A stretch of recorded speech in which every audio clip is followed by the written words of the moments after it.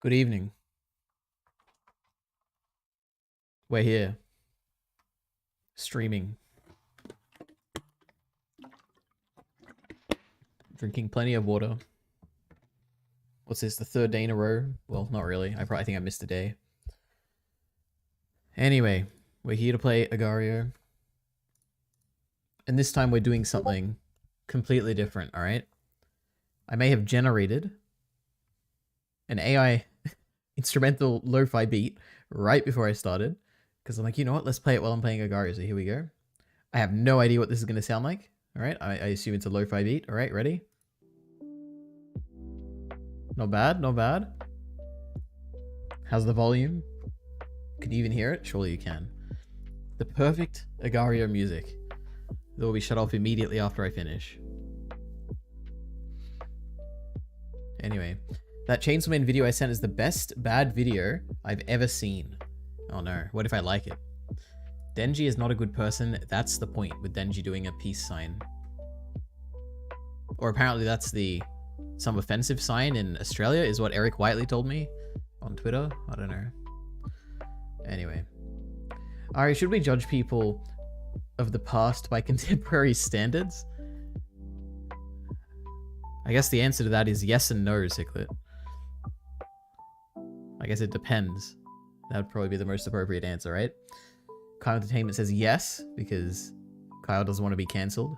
True. Spawn Zoko says hi, and Heath is dabbing. He's doing a triplet dab. The triplet Heath dab, as they say. Anyway. Is this, no one said anything. Can you actually hear the music? Like, is it too loud? I don't know. Does not make any difference. Anyway. On what, Ari? Well, I don't know. What does the question mean? Ari, should we judge people of the past by contemporary standards? What does that mean? Judge in what sense? Like, people used to do slavery, right? Do we think that's bad? Obviously. But, like, back then, if you did slavery, were you a bad person? Probably not. Like, not necessarily, right? Like, what do you mean by that? Like, how are you judging them, right? Morally? Well, I mean, yeah, I guess. Well, I guess it depends, right?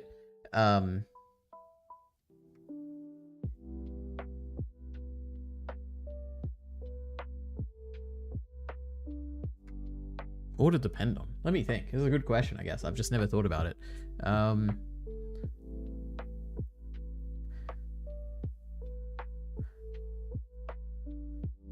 Okay. I guess the answer is yes in almost every situation. However, if you're thinking more abstractly, and if you think that morality is subjective, then you would have to say no, right?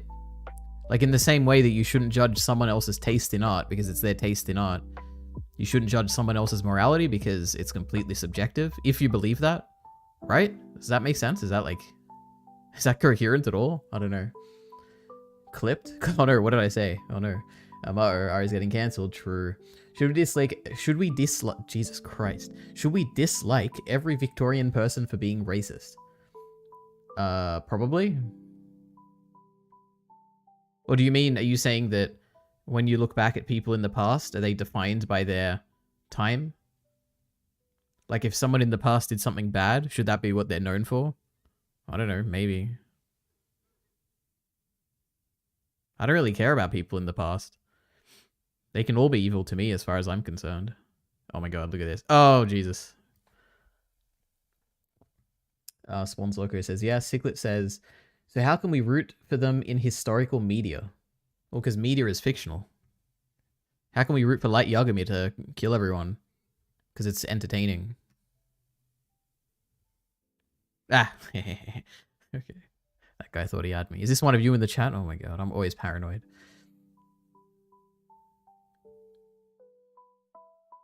One of these days, I'll look at the leaderboard and it'll be like, Mill the killer in 20th place. I don't know, Secret, what's your stance? You're the politics guy, right? You're the philosophy guy. You can educate everyone now.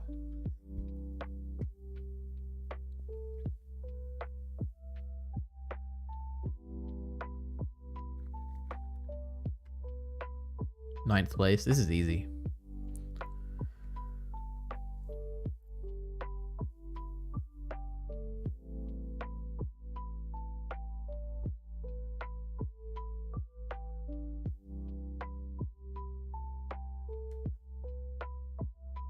Wouldn't it be crazy if I still got like a copyright block or whatever for this music? That'd be wild. Oh my god, look at this. As if I had him. System's rigged.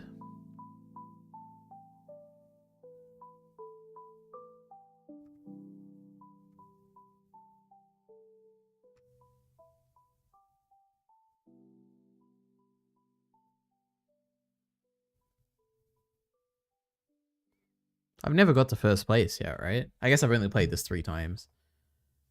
One day I will. Don't know if you've already talked about this, but Blind Wave discussions on Vinland Saga Season 2 have been hilarious. The one for Episode 9 is unbelievably dumb. Which one is Episode 9? I don't even remember. I thought the same thing, actually. Until they got to the episode where Thorfinn is falling into the abyss. I'm not going to spoil it, but... I thought that episode was... They finally figured out what's going on, I guess. And I think that discussion was good. I haven't actually seen the latest episode yet. Or the Patreon episode or whatever. And is this AI music? Yeah, it is, yeah. Someone inspired me last stream. I don't remember if it was you or Heath or someone else, but they were like, why don't you just like put music when you're playing Agario? And I was like, oh my god, I can just generate the AI music. And here we are. 5th place. There we go. I think it depends on how the historical media is portrayed, because what if they just say it happens...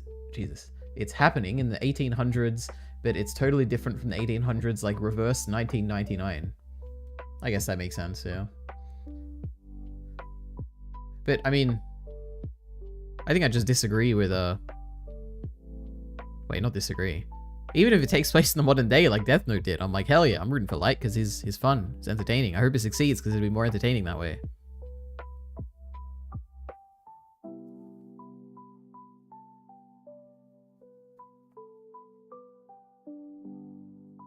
I said that, Luther, give me credit? Okay, sure, it was Kai Entertainment who gave me that idea, right? Like we can assume that Snake from Vinland Saga is a horrible sexist because he wouldn't not be. How can I like him? You like him because he's entertaining. It's that simple. He's not even a real person, Ciclet. Believe it or not, even the historical recreations of people are not the people themselves, because the people don't exist anymore. Now, if we're talking about a documentary where the actual people are involved and are being interviewed, then it's a different case entirely. But like historical recreations and stuff, they're just like characters, right? I'd treat them very differently. Like you can... We're not going there. Okay. Anyway. What was I up to?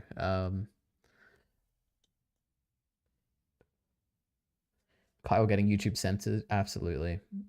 Because liking people isn't a calculation, Ciclet. It kind of is. I don't know. Yes, it is, Kyle. You just don't understand your own morals. True. Kyle has never grounded anything out in his life. He even talked about it on stream today. He doesn't want to ground stuff out. Well, I guess until he makes his video about YouTube, making YouTube videos or whatever. Nope, that's just how you feel and you can't control that. True, actually. Oh my god, he's reciting my Mikasa video where I said no one understands why they like their characters. They just like them because they like them. That's like the definition of post-hoc rationalization, I guess. I don't know. You obviously can, says Ciclet, and then Kyle retorts, some bad things give you visceral dislike. For instance, when Griffith is raping Casca in the Eclipse. Visceral hatred towards Griffith, right? We can all agree on that at least. Sexism isn't that... call it grounded?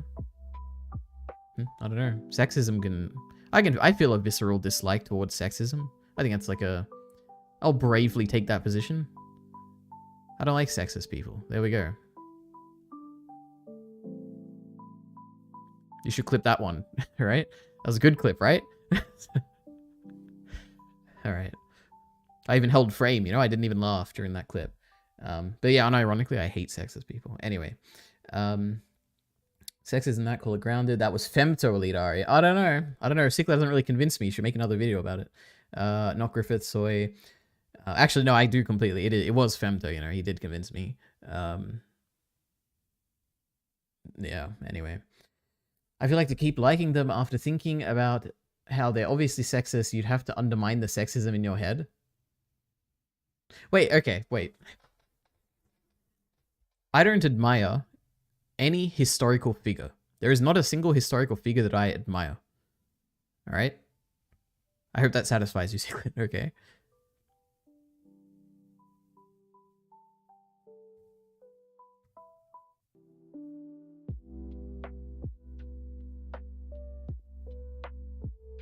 But I do admire characters because they're entertaining. There's plenty of historical characters that I admire.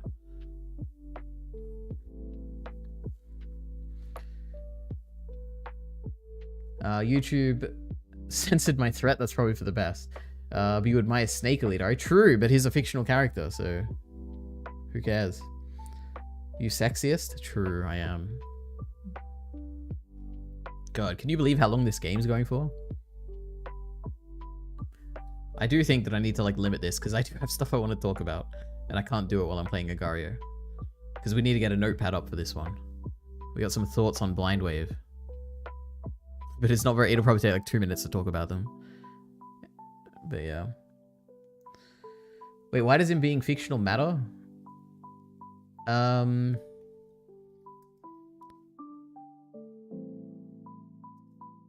Look at this. Jesus, I'm good.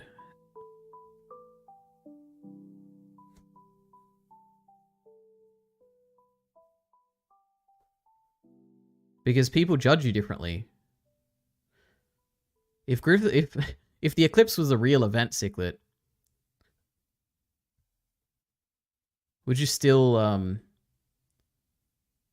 would you be brave enough to defend Griffith?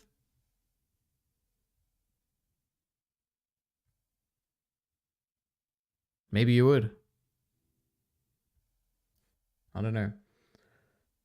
It's longer than chess. It absolutely is. Yeah. I think I might just like kill myself, like in a video game, literally. Notepad, true, 5th place. Yeah, you know, I think I'd get to 1st place if I like spent like half an hour on this. Let's merge again, all right? Oh my god, it's like Gurren Lagann. Crazy. I feel like the fictional character argument can't be used unless... Oh, wait a minute. We're running into a giant mob here. Oh no, I'm going to slow down when I merge.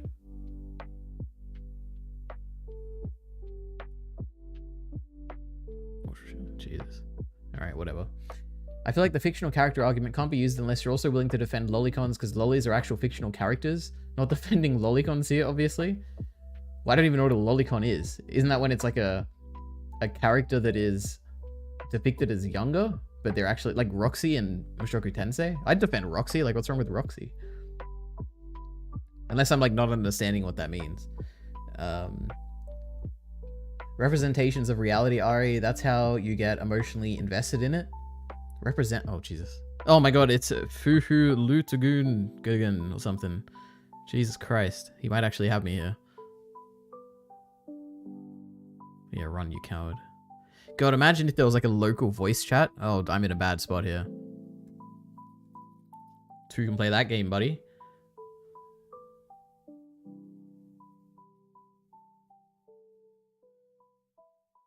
Alright, you know what? I think I'm... Oh my god, I'm in 3rd place. I just realized. Well, we know who this is, and we know we've seen Pop. I don't think I have a big power play here to actually... Oh, unless... Ah, damn it. I was trying to shoot that out at him. Alright, just eat me. Be done with it. I give up. Alright. I feel like the fictional character argument can't be used unless... Oh wait, I read that already. Representative of reality, Ari. That's how you get emotionally invested in it. I don't think I get invested in things because they're like, you don't necessarily, something doesn't have to necessarily be descriptively real for you to care about it. Unless that's not what you're saying. When fictional Kettle beats his wife, you're angry because beating a wife is bad IRL? I mean, maybe. But you can also be sad in that moment, right? I know people freaked out about this. Well, when did I say this? I guess in our discussion of Vinland Saga, when I was talking about how the Kettle scene emotionally got to me so much, because we see the flashback of Kettle, Kettle, what was it? It's like we see Kettle losing, his like first girlfriend or something dying or something like that. I don't remember the details enough. But the fact that you intersplice that flashback with him beating Arnid, adds another layer to the actual scene. So it's like you got the anger towards Kettle, but you also have the sadness towards Kettle. I don't know, it was kind of interesting. It was something like that. I don't remember the details. I articulated it better in the discussion, I'm sure. And it feels real. No, lollies are like characters that look 5, but are 500 plus years old or something, so people try to say it's okay to sexualize them, even if they look and sometimes even act like a toddler. Well, yeah, I obviously don't agree with that. Elite Ari needs to remind everyone to like the stream. I don't care. Like the stream, dislike it. I don't care. It makes no difference to me. Actually, I should have checked. What is our... Actually, let's look at it now. What is our... Can I even switch channels while I'm live streaming? Let me try it. If the stream disappears, that's why, alright?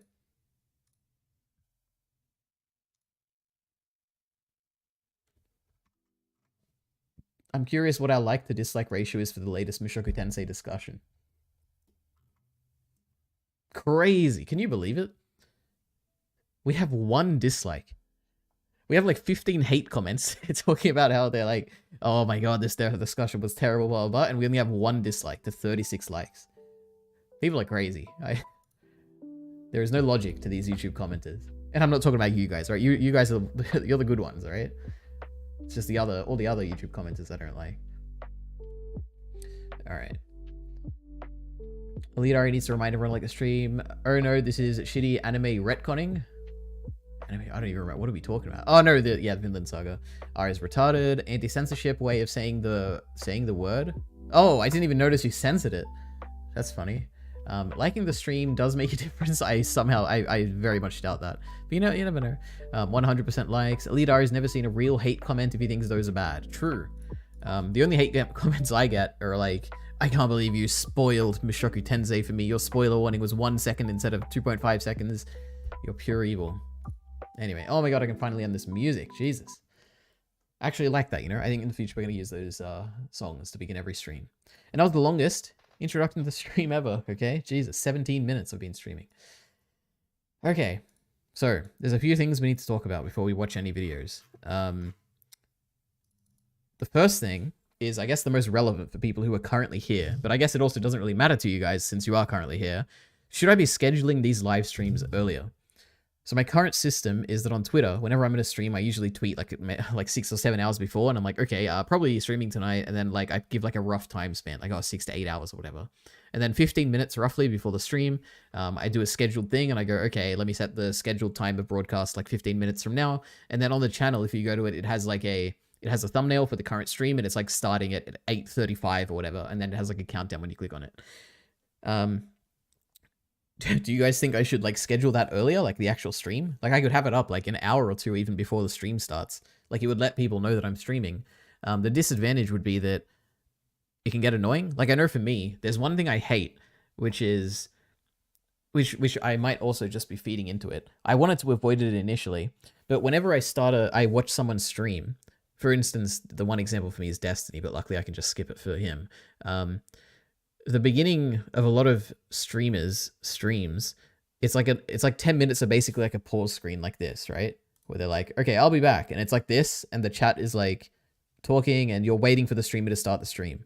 And they're basically, you're just sitting there in silence. Like Kai Entertainment does this, right? But for him, it's like 2 minutes, so it doesn't really matter. But I don't like that. I think that whenever you see a stream on YouTube, I should be able to click that stream and then see the person actually producing the content. Because it pisses me off when I see a stream that I'm interested in watching and I click it and there's just like a waiting for stream to start thing. And I'm like, oh my god, why did I click on this? Let me click off and leave a dislike or something, But I would never do that. I don't leave dislikes. So yeah, the disadvantage of streaming early is that, scheduling it early is that people will see the thumbnail, they'll click it, and they'll be like, oh my god, it's like an hour and a half. Like, what's the point? So I don't know. Like, I'm still leaning towards like a 15-minute thing, but whatever. So if anyone has an opinion, go ahead. 100% likes. Leadar has never seen real hate. I read that already. What if a person from the olden days had no means of knowing that a thing was bad? What do you mean they have no means of knowing? I mean, if they literally had no means of knowing, then I don't think, well, they're still doing bad, right? By my point of view. Whose point of view are you judging them by? From my perspective, they would still be doing bad. I don't know. I asked anyways. I ask anyways. You ask anyways. Okay. Thoughts on the Destiny incest argument? I think it's an interesting, what did he, well, it's like, I don't remember what it's called, but it's some like thing, it's like a Wikipedia article on it about how it's like, what is it even about? It's about how people come to moral judgments without having solid reasons for them or whatever. I don't know. I think it's interesting. We should come up with one for like, sickly. You should have one for like Griffith or something. Like explain, I guess you kind of are doing that in a way. But it's not as straightforward as incest, I guess. So I guess that it's more difficult to convey the point. I don't know. That makes them morally unlucky, Ciclet. Incest can only be good. I feel like you have no moral axioms, Ari. I don't. I've never thought out a moral thing in my life. I have no idea. You inherit a constellation of beliefs based on your social group. That's probably not true. But then again, I could just be one of the special ones, you know. But I feel like I'm mostly... I don't feel like I have a social group to get axioms from. Maybe from, like, individual people. Maybe, like, watching a lot of Destiny probably has some shape on my, like, morals. But also probably not. I don't know. I'm just a lone wolf, you know? I'm just built different. I'm like a Sigma, right? I'm a Sigma male. That's what the kids say, right? Anyway, that was the first thing. Scheduling live streams early. Looks like no one cares, so that's good. I'll just keep it as it is. He gets them from me. I'm his guiding spirit. Get in VC and argue with him, Ciclet. True. Oh my god, you would destroy me though, because I don't know anything about morality. Anyway, next thing is about general... So me and Kyle the other day on stream, we had a somewhat interesting discussion about the future of these channels and like producing content and getting interesting engagements from different communities and stuff, etc., etc. Oh wait, that's the wrong channel. Let's get the other one up. So what was it? Did I tag Kyle in the stream? I think it was probably this one, right? Yeah, no. Yeah, we had like we were talking about like, oh, what are we going to do to just, you know, make more interesting content and get more people engaged and etc., etc. So I've been reflecting on this quite a bit. Now, one thing I've come to the conclusion to, which I've had this thought for quite a long time, is that that I'm going to be making video essays basically till eternity, I think. Like, I love making video essays. I love conveying my point in a succinct format. I actually, more recently, I guess, like, over time, not more recently, but just, like, gradually, as I'm making more of them, I enjoy the craft of, like, making an essay. Like, initially, I used to just, like, dread the editing or whatever, particularly in these early ones when I'm making, like, oh god, it was just a mess. I hated doing it. And the joy came from the scripting. I've been enjoying more like the actual production. I enjoy making thumbnails. They're really fun. I enjoy like getting the clips and, you know, putting them together. And the music, I enjoyed like adding music and stitching it all together and making like the script like give you some emotion or something. I enjoy it. So I'm going to be making those forever. However, they are absolutely not conducive to any of the target goals towards anyone who makes content creation whatsoever. At least the stuff that I am interested in when it comes to content creation at the least. So they're infrequent. It's impossible to set a deadline because I can't just like rush an idea that I haven't fully formulated. They're really polished, which means that like it just takes a lot of effort to get them done. They're short. And I think, like I said, the first point I think I brought up, they're just not frequent enough to build any form of like engagement long term. So yeah, video essays, they're good. I love them. I'm going to keep making them, but it is absolutely not sustainable in any way, shape, or form for growing anything to do with YouTube, okay? Now, unscripted stuff, like this live stream, for instance, and, you know, discussions on media, etc., this is very sustainable because it's very low effort. It's very easy to get stuff out consistently on a very tight schedule. It's easier to establish a consistent identity in long form content that is consistent. And it gives you more chances to reach a broader audience because you're covering a variety of different topics. Just basically in every single regard, unscripted content on stuff that people are interested in is a significantly easier way, I think, to reach a larger audience and to create an actual loyal audience. Those people that are interested in your content for your content or whatever. For you, I guess. Now, this is obvious, right? I would say, to me, this is like an obvious thing. I'm sure everyone knows this intuitively.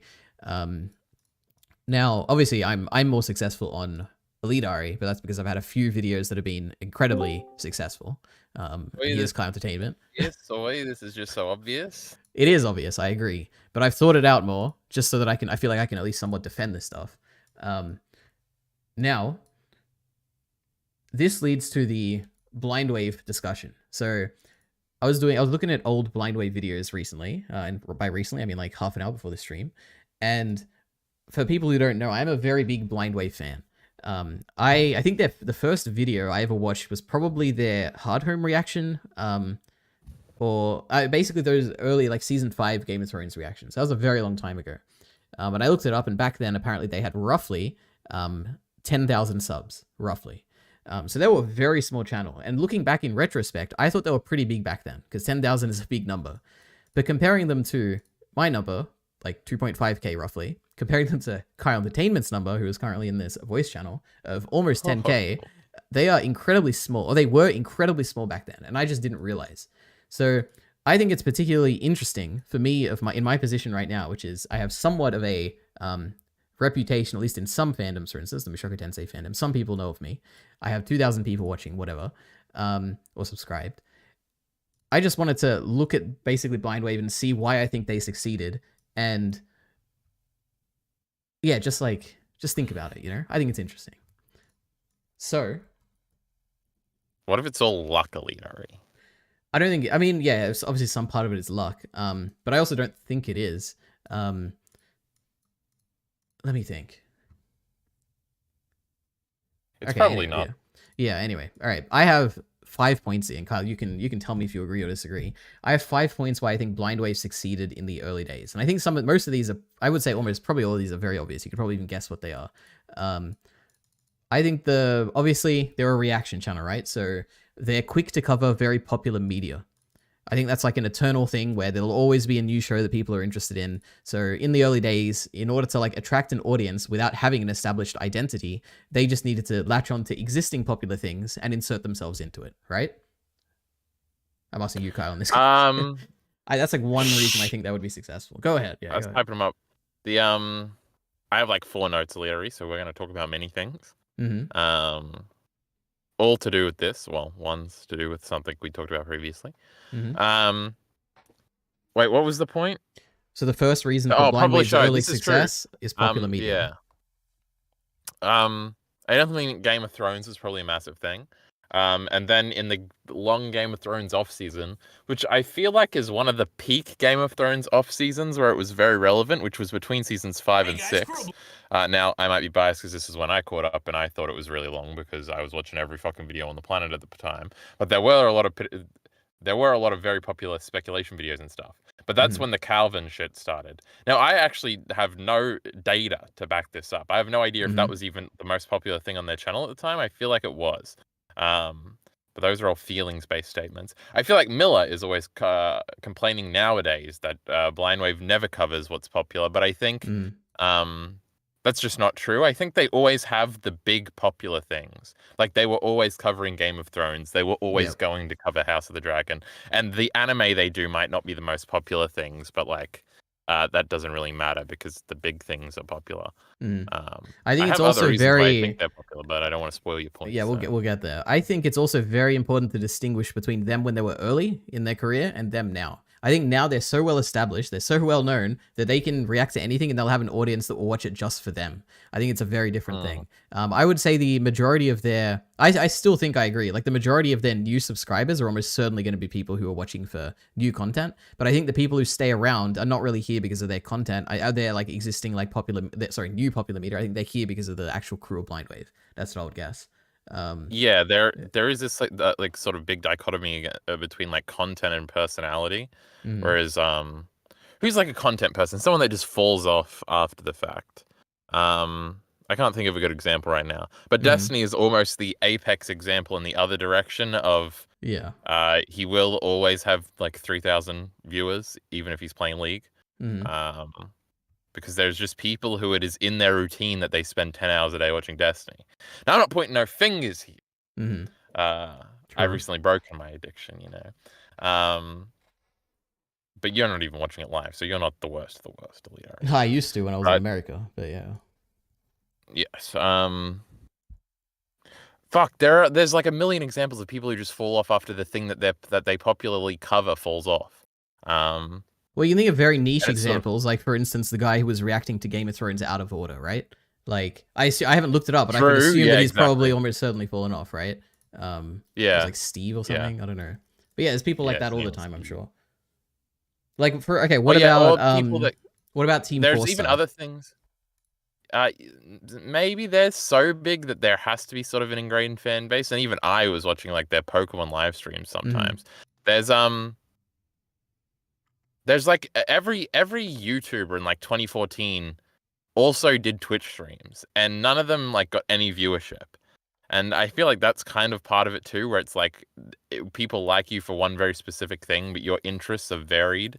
So it's like we're not actually like your personality is not addicting enough for me to want to watch you do anything random. Um, mm, you could even make that argument for like either of us when we talk about the things that get us no views, like live action shit mm, or whatever. Um, but then there's people like the thing that the guy that springs to mind is Etika, who would just do different shit every stream basically. Who initially got popularity through like Nintendo YouTube, but then you would just sit there and watch it because the personality is like so over the top yeah. that it's just like that's the selling point.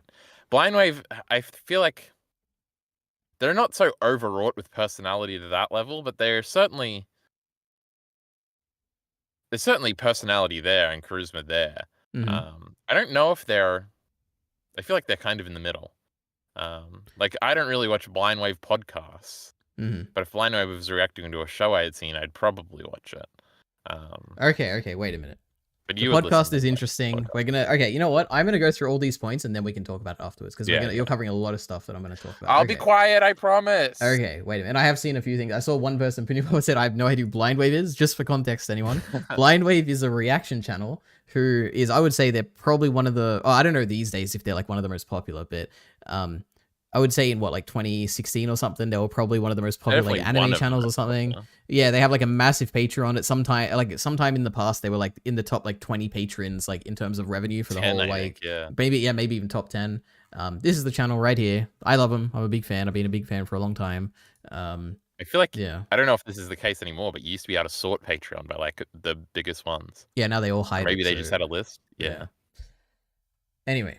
It was all furry art and then Blindwave. Yeah, it Furry was art actually, and yeah. YouTube reactions. And now it's That's like a what lot the of world has podcasts come to, and Aliari. yeah. I'm disgusted right now. Yeah, we hate Patreon, Actually, except we videos are don't. immoral.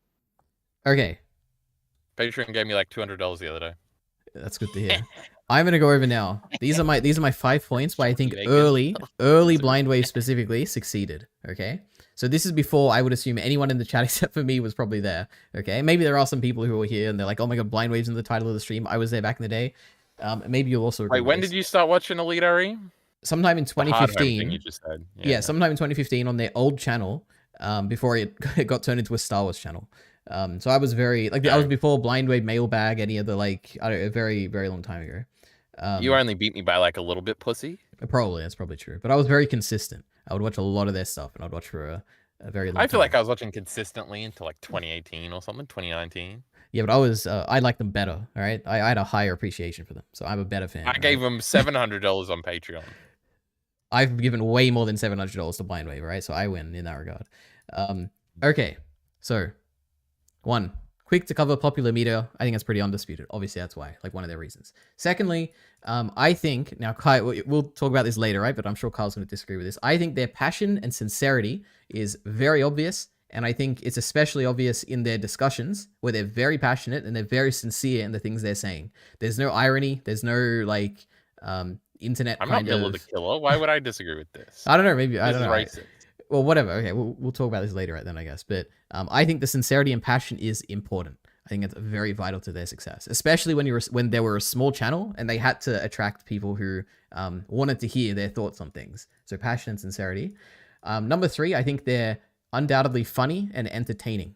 This is also very important. I remember early on, I actually thought about this because I got into a point like very early on where I was like, why am I watching someone watch something when I can just We got watch the 11 original viewers, thing? Elite Ari. Oh, 9 viewers. Okay, good. Yeah, I That was was a record. in an early stage. I was like, why am I watching someone react to something when I can just watch the original thing? It feels like I'm just sitting here when other people like across the universe are just laughing at something, and I'm like, haha, they just laugh. That's crazy. And I was like, why do I watch them? And then I thought about it and I realized that I watch them because they're funny. Their interactions are funny. They're particularly okay. No, we'll get to that later. They're funny. They have a good dynamic. They've known each other for a long time. They're just entertaining to watch, basically, on their own, even in the discussions after the reaction. Now, as an extension of this, I think Eric, which is one of the Blind Wave members, is... Eric Whiteley. I know there is no Blind Wave without Eric, especially in those early days. I think Eric is a very good and engaging speaker. When he says things, it's interesting. I think he's a very good storyteller. Whenever he tells a story, I'm very engaged. And I also think that Shane, back in the day, was a very engaging storyteller. I think storytelling is also a big part of like why Blind Wave is so interesting, especially in their discussions. Yeah, Eric is very important, especially at the beginning of every video.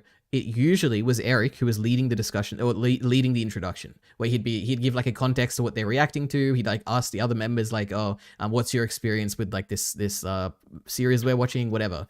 Eric was very important to that. I think having a very definitive personality who was very consistently there to speak on the content that they're reacting to. That's an important thing.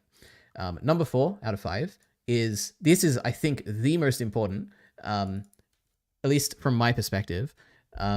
They had large community acknowledgement and interaction. I think the Blind Wave community was a big driver for their success, especially I guess when it came to monetary success and actually doing this full time, because they had a massive Patreon immediately, and I completely doubted it. They were a tiny channel. I never thought they would get so popular so quickly on Patreon. Anyway, number 1, I guess like I have a few sub things related to like community acknowledgement interaction, was their viewer gift unboxing, which is what created a bunch of like inside meme or inside jokes and popular, like not popular, but well-known like members of the community were like made popular through these things. So initially they had like a few gift, like they basically had a PO box in their description or in their channel somewhere. And then people would like randomly send them stuff, but eventually too many people sent them stuff. So they had to create like this weekly series basically where it was called Mailbag, and they would basically unbox all the stuff they got from their community. Now, from this, I don't know if anyone will recognize these names, but there were some names that even now, like off the top of my head, I remember. There's like Michael, basically he was like an oiler where he would like feed them so much money and like really expensive stuff. There was Not That Michael, who was like a meme based on, there was actually the original Michael who was sending them stuff, and there was Not That Michael, who's like the person who's not Michael, who's also sending them stuff. There was people like Katie, who I think she eventually became like a mod of their like Discord, or I don't think she's like an editor or anything, but she became like a big part of the community, but she was there early on sending stuff.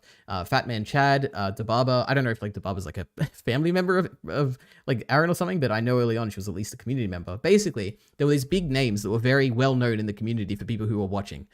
In our case, for instance, there would be names like Miller or Minty or Heath and stuff like that, right? Like names that constantly come up when you're talking about things in your content. I think that was very important for making people feel like they can be heard if they leave a comment on the content. That was interesting. I also talked about the inside jokes, like the zip strips when you're actually doing stuff. Like Calvin would be like, "Oh my god, zip strip, crazy." There would be slap bets, which is like a common thing in Blind Wave, which has become less frequent these days. There were memes like that in the actual content. They would refer to the commenters in their discussions. So it would be like naming actually people who are leaving comments on their videos and actually calling them out and talking them in their discussions so they feel heard and would want to come back and see if in future videos they're also referenced. That's also interesting. I think there was also like yearly events to look forward to. For instance, the Christmas unboxing, which is like an extension of the Blind Wave mailbag, where every year you could look forward to a particular specially themed like kind of episode of their series where you would like sit down and unbox Christmas stuff. This is all, I think, like community building stuff, which is really interesting and important to fostering like a very dedicated small community. Obviously, again, like the consistent upload is, I think, very important, like covering popular media quickly and also doing it consistently and having like a video every day so that you can build kind of a parasocial connection where every day at like 11 p.m. you look forward to the next Blind Wave video and you're like, oh, what is Eric going to think about this? And then you like leave a comment and then like maybe they'll acknowledge the comment in the next video. And it feels like, because it's so consistent and at the same time every day, it kind of feels very parasocial and very like they are building a community that way. I think that's interesting. And for me, I guess the one example is the early Dragon Ball Z abridged episodes, where I think it was when they moved to their new channel after they had like copyright issues with their old one. They did basically a daily Dragon Ball Z abridged series, and I would look forward to it. I'd be like, oh my god, it's like 12 a.m. Let me like go to the Blind Wave channel and check it out. And then they'd watch it. It wasn't much of a video. It was only like 5 or 6 minutes long, I think, like each reaction, whatever the actual length of the episode was. But I was invested. I was very excited. I would keep Blind Wave in the back of my mind every day so that I could actually watch them. So consistency is very important. Then what is this? Viewers. Oh, also the viewers were in. I think building a community is good, or it was good for them because it also led to improvements in their content. Now, the two examples I have is that in early mailbags, because viewers were invested, they liked Blind Wave, they wanted to see them get better, they would mail them better camera equipment and lighting and stuff like that, and that would further like improve the actual Blind Wave content. So it's like a win-win where they get to get featured on the actual channel, and also Blind Wave gets to make better videos because of them. So that was really interesting. And another example is their Discord server, which is obviously a big part of the Blind Wave community these days, which I'm not involved in, but I probably should get involved in to understand it better. That was originally made by Rop, which was one of the fans of the Blind Wave channel. As far as I understand, I don't think it was like a Blind Wave official Discord that Blind Wave made themselves. I think it was one of the fans who made it, and it just grew from there. So I think, yeah, community building is important, and it's... Yeah, it's interesting and it's also important. Now, the final point about why I think Blind Wave succeeded is that they gradually improved their video quality over time. I think if these days, if their videos were the same quality as they were back in the day, where they weren't talking as much, their reactions were kind of boring, their quality of the actual video and audio was not as good, I don't think they would have succeeded. I think it's because they constantly tried to make better videos as well. Anyway, that's my giant rant about why I think Blind Wave is what Blind Wave succeeded in the early days. Kyle, what do you think? I think we went down to 5 viewers. Never mind. True. You know when you get sent a long message and you get to the end and it's either a minty message or a girlfriend message and you get to the end? And you're like, at every point I had a lot to say about each of those things. Mm-hmm. But now at the end, yeah, I don't know. The point 2, Leary, what was point 2? All right, do you want to read through the chat? There's like a bunch of stuff. We'll probably okay, catch up. Okay. So I have no... Oh, wait, I was a bit before that. He gets them from me. I'm just asking questions. The AI music website sucks. Limited word count and credits today. True. Sick music will be soulless and empty in 30 years because of people like you. True. Hey, Ari, I have no idea who Blind Wave are except for what I've heard from you on these streams, but the music isn't good. They got some success with lightsaber fight choreography way back in the day, too. That is true. They do. I think maybe even still, they're like most viewed video is like a lightsaber fight choreography thing. But I also don't think... Hey, guys, we are Jesus the crew Christ, of Blind Wave. That was loud. I don't think that really contributed to any of their reactions being successful. Maybe if they did like Star Wars reactions, but back in the day, the only like Star Wars reactions were like reactions to trailers for The Force Awakens or something. So I don't think that would have contributed much. It will be a meme. Do you think consistency in uploading? Yeah, I do agree with that. All right, what do you think about consistency in uploading? Surely you agree with that, right, Kyle? Consistency's bad because I don't do it. Mm-hmm. I guess this is a question for... I guess you, Kyle, or anyone in this chat. Well, I guess you'd have to like subscribe to someone who makes a bunch of videos. How do you... Okay, let me put this in context. I was making on the Elite Ari channel a bunch of scripted videos. That was what I was known for, which I still am known for, obviously. But that's what I used to only publish on the Elite Ari channel. Then I started making live streams, which would come out like 1 or 2 times a week or something. And people did not like that because I was spamming their subscription feed or whatever. They were getting annoyed. I wonder, how does Blind Wave, who publishes like 5 videos a day, even like back in the day, they would do like 2 videos a day or whatever. How does that not annoy people? And how do people who want to search for stuff that Blind Wave makes, how do they find the content? Like, for instance, even in the modern day, like if you're interested in like the Blind Wave Vinland Saga reactions and that's it, how do you like filter that out? Yeah, like how do you find it? Well, like, there's probably a playlist, right? Do you really think like people are like finding things through playlists? Well, that's how I would do it. Is that really like for what? Is there anything you watch like the normies or blind? Or any reactions that you watch consistently that you um find through playlists? I guess. Not now. Like, well, you would just go to the Blindwave channel, or you would look up Blindwave reaction one.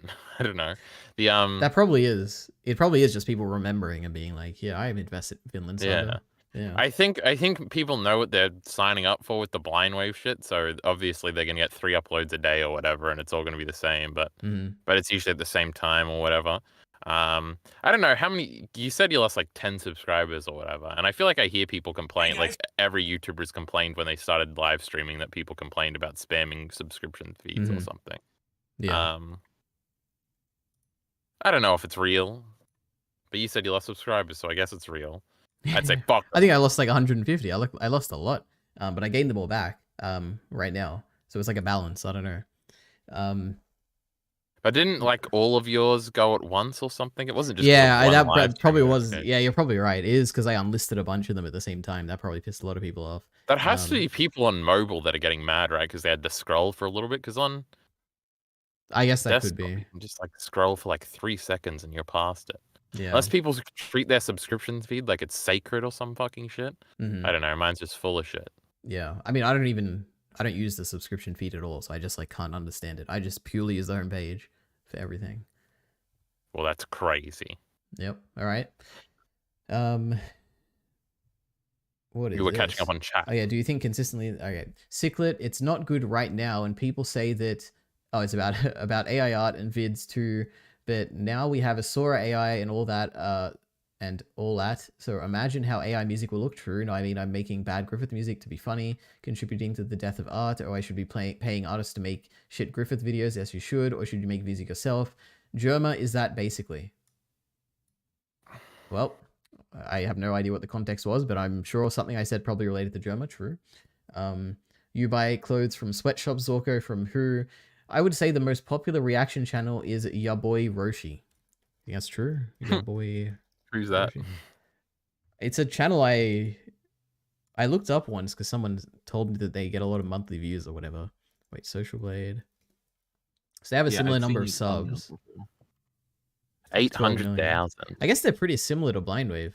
Like 12 million views to Blindwave. What channel has an A+? Does Mr. Beast have an A+? I think he has I've never an A++. seen anything over a B. I've never seen anybody higher than a B. Hold on, I can't see it yet, Aliari. Oh yeah, I forgot. I'm not streaming to you. Oh my god. True. Oh yes, you rude little harlot. Well, we don't say the S word. Okay. I think T series would be like an S, right? Let's see. On our A++. Oh my god. Those are the guys that destroyed YouTube. That was Mr. Beast, right? Anyway. Well, he did it afterwards. You can't destroy what's already broken, Alidari. All right. Exploited. Facts, brother. Well, you can destroy something further, right? Surely. Okay. Exploited workers in Bangladesh. No. Oh, yeah. I don't care about those guys. Oh, actually. Oh, Jesus Christ. This is a big ethical discussion about clothing and AI. Oh, my God. Clothes are something I need. Run this shit. Okay, clothes are something I need, Lamau. I can't walk around naked. You can buy secondhand. I don't even go out and buy clothes unless I've outgrown what I have right now. I do, says Ciclet. What's secondhand? I'm in Germany. I'm too rich for this conversation. Pretty sure thrift and vintage and charity shops are a thing in Germany. A lot of youth exclusively shop there. I live in a little city with 3 clothing shops in total. Unless I go to Michelfield, they actually have some more shops out there. I refuse to believe that this is even slightly true. There's more clothes shops in Mission. Oh my God. Micklefield. It's like 15-minute drive from my house. My mom forced me to go there. I actually dread buying clothes. Okay. Oh wait, I'm okay, more like location stuff. The Candyland saga was funny AF. Candyland saga. Oh, the Candyland board game saga for Blindwave. Okay. Yes, true. I remember watching 40 mailbag videos. A real fan. Yeah, I thought it was like an anime or something. I remember watching 40 mailbag videos right after I found their channel. True. Mailbag is great. I don't understand how the sheer quality of reaction channels can coexist at the same time. There's just too many. People just love watching multiple reactions, right? Like I watch like Blindwave, The Normies, Film Buff, Jimmy RTTV. I don't watch RTTV. I hate their audio quality. They need Racist. to. If they made it better, I would probably watch. But goddamn. Um. Anyway, different channels are built to different people. Absolutely, that's true. Yeah, sure, but it feels like there's too many reaction channels that can be a easy side gig. Reaction content probably is like a good side gig, right? It's like so easy. You're gonna watch stuff anyway. It's funny that you should bring that up. Okay. And Yeah. I'll point you to note number 3 here in my notepad. Elitari, we have a problem that we can fix. Wait, I have a problem, you have a problem, but together we can fix both of them. Sure. I don't want to do reaction content because I don't got a face cam. You don't want to do reaction content because you won't say shit. So why don't we just do it together? Because I still okay, of those two things, I think you still need a face cam. I don't think you can do reaction content without a face cam, right? Surely. Well, I feel like we would only be doing it for fun, and we would do like one series and be like, Lamau, we did that. That's kind of cool. Obviously, Yeah, if we were going to do it for longer, but because it would probably only be the people who watch our shit regularly, it'd be cool if it was just you, and then you put me in a little light up thing here, and I went, and you went, yeah. Okay, yeah, I'll consider it. That's a reasonable idea. That could be fun. It'll be the first series we do where it's like something we haven't seen, you know? Oh my god. Yeah. What are we going to choose? I don't know. That's a brainstorming thing. Suggest in the chat, guys. What should we react to that is something we me and both Kyle haven't don't seen? want to watch by ourselves. Yeah. That people like. You just watch everything people like. You. Yeah, I do. Well, I just have too many suggestions these days. I can't even do that. Oh my god.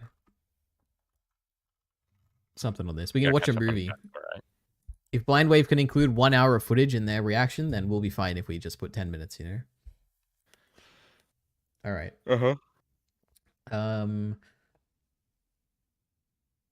I don't get why it isn't super saturated and certain channels dying already. Just how many self-sustaining niches are possible, lol. It's insane. There's a lot of people who watch YouTube videos.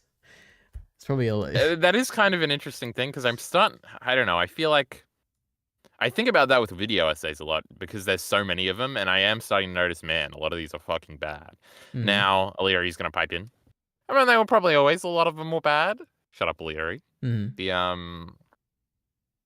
It does seem like because what happens is there's usually like an underlying resentment that happens, you know, the jerk wave, counter jerk wave. It seems like that's starting to happen with video essays, or it might have already happened. And in certain sects of video essays, like in the breadtube space, I'm pretty sure that's already happened.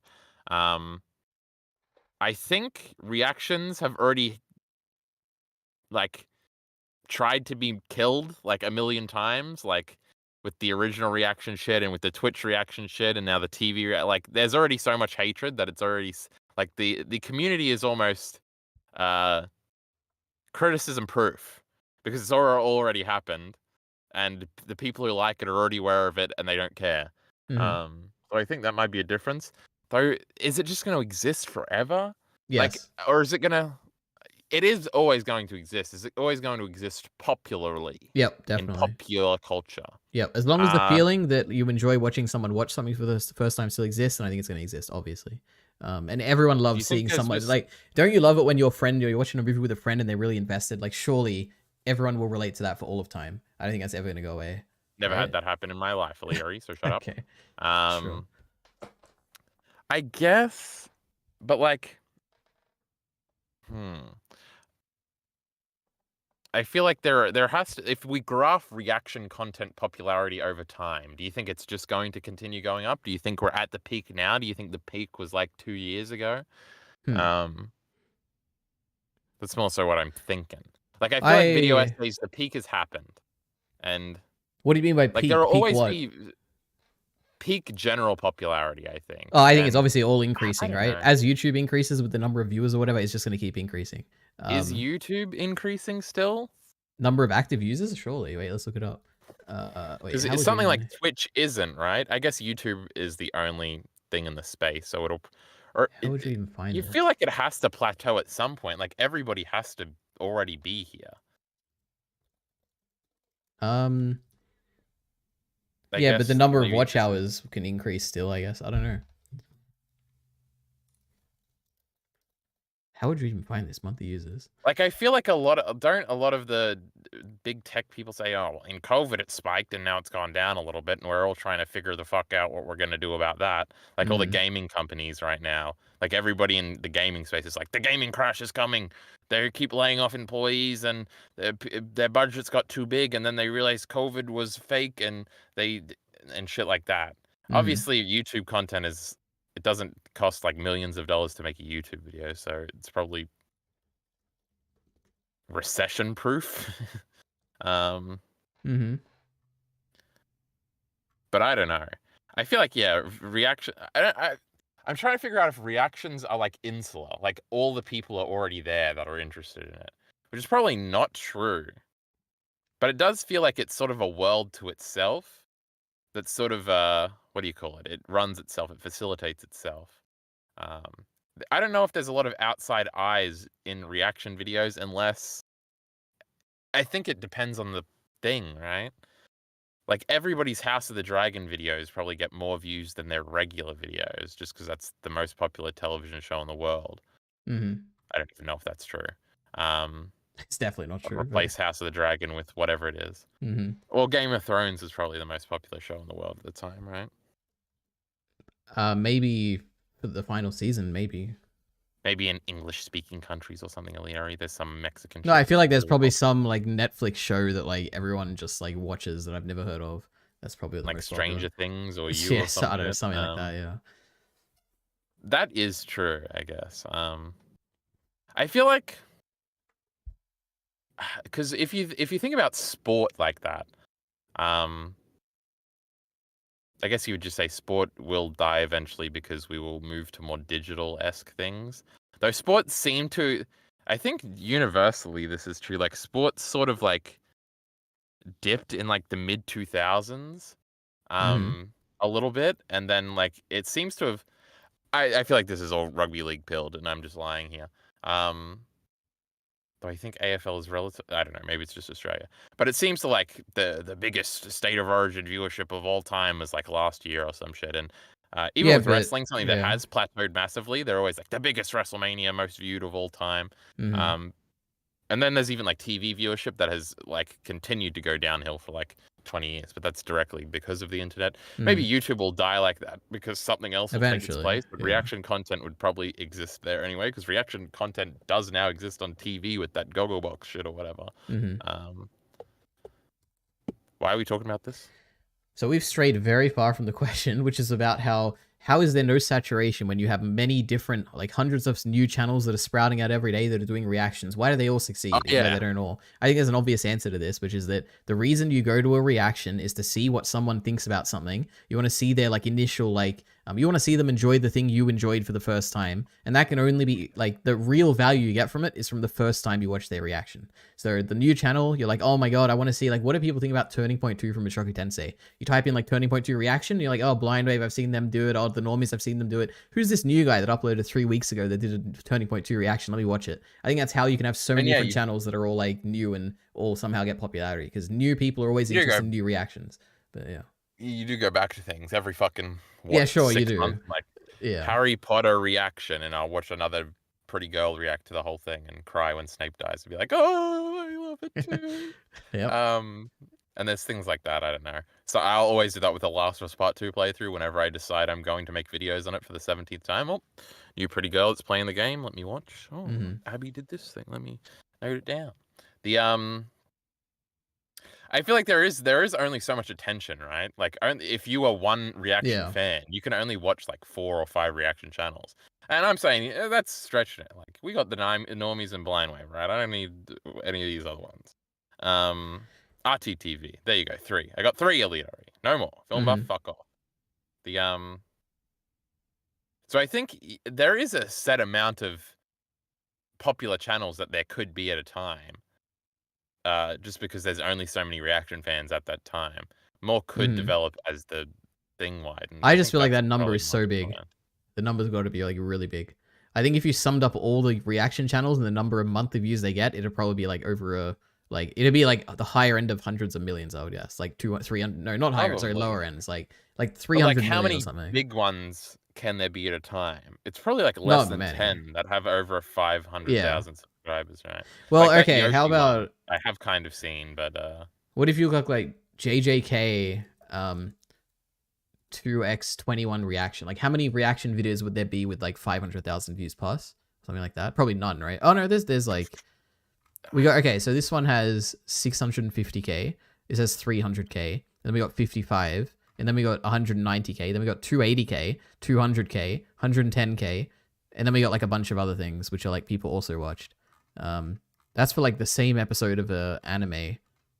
That's a total of what, like 1 million views in total? No, like 2 million yeah. views. I don't know. But I think it might. I feel like I don't even know the specific definition for oversaturation, but like there is probably millions of reactions to that episode with like 50 views. Yeah, I'm sure. Yeah. But yeah, I don't know. Whatever. All right. I think I won that argument, right, chat? Very true. For real, you can tell they actually care about it. True, Blindwave does care. Is your profile picture Cat Ears Kopeni on Discord? Absolutely not. It's Cat Ears Asa Mitaka from Chainsaw Man Part 2. They post schedules every month. They do. I do like that. I just opened their channel every Friday because it's when they upload Vinland. Okay, see, this is good. This is a very interesting data point. Thank you, ProxAuthRec. Kyle was talking about how Etika did a lot of different stuff while live, Lamau. I don't know the joke here, Kyle. Who said that? Wrong? Was that Ciclet? That was ProxAuthRec. Okay. Well, if it was Ciclet, I would have said, fuck you, Ciclet. Yeah, anyway. I think he did different stuff. He would like scream about shit, and he like one time he'd be watching JoJo's episodes, and one time he'd be playing fucking Doki Doki Literature Club, and the next time he would be trying to destroy his PC on the dark web or some random shit. One time he would just listen to a song over and over, like with that crew song he did that one time. We gotta rewatch some Etika streams later, eh? True. Is he still up? Does he still have a channel? Oh, they've definitely got VODs everywhere. No, he would always delete the VODs. Jesus. And they'd be re-upload channels. And then he would delete his channel and it'd be a crazy prank. There are some channels like that I like. Let me type this channel name in. 3B Skyen. But even he uses a PNG avatar. Don't throw to me. Oh, but Kyle, this is just like you. Wait. He doesn't have a face, but he's a reaction channel. I have seen such channels before. I don't know any of these series. See, they have a little setup and shit like this, and I can't be doing that. I don't have the patience, the will, the determination. But shut up, Illyria, I'm pissing. All right. I actually don't know what this is. I assume it's a channel without visuals. Oh my god, it's free run. You know what's pretty good? You know what's pretty decent? Like, you know what?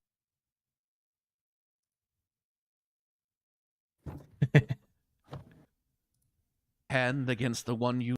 Oh, that's the discussion now? That's funny. Every time you click, there's just nothing.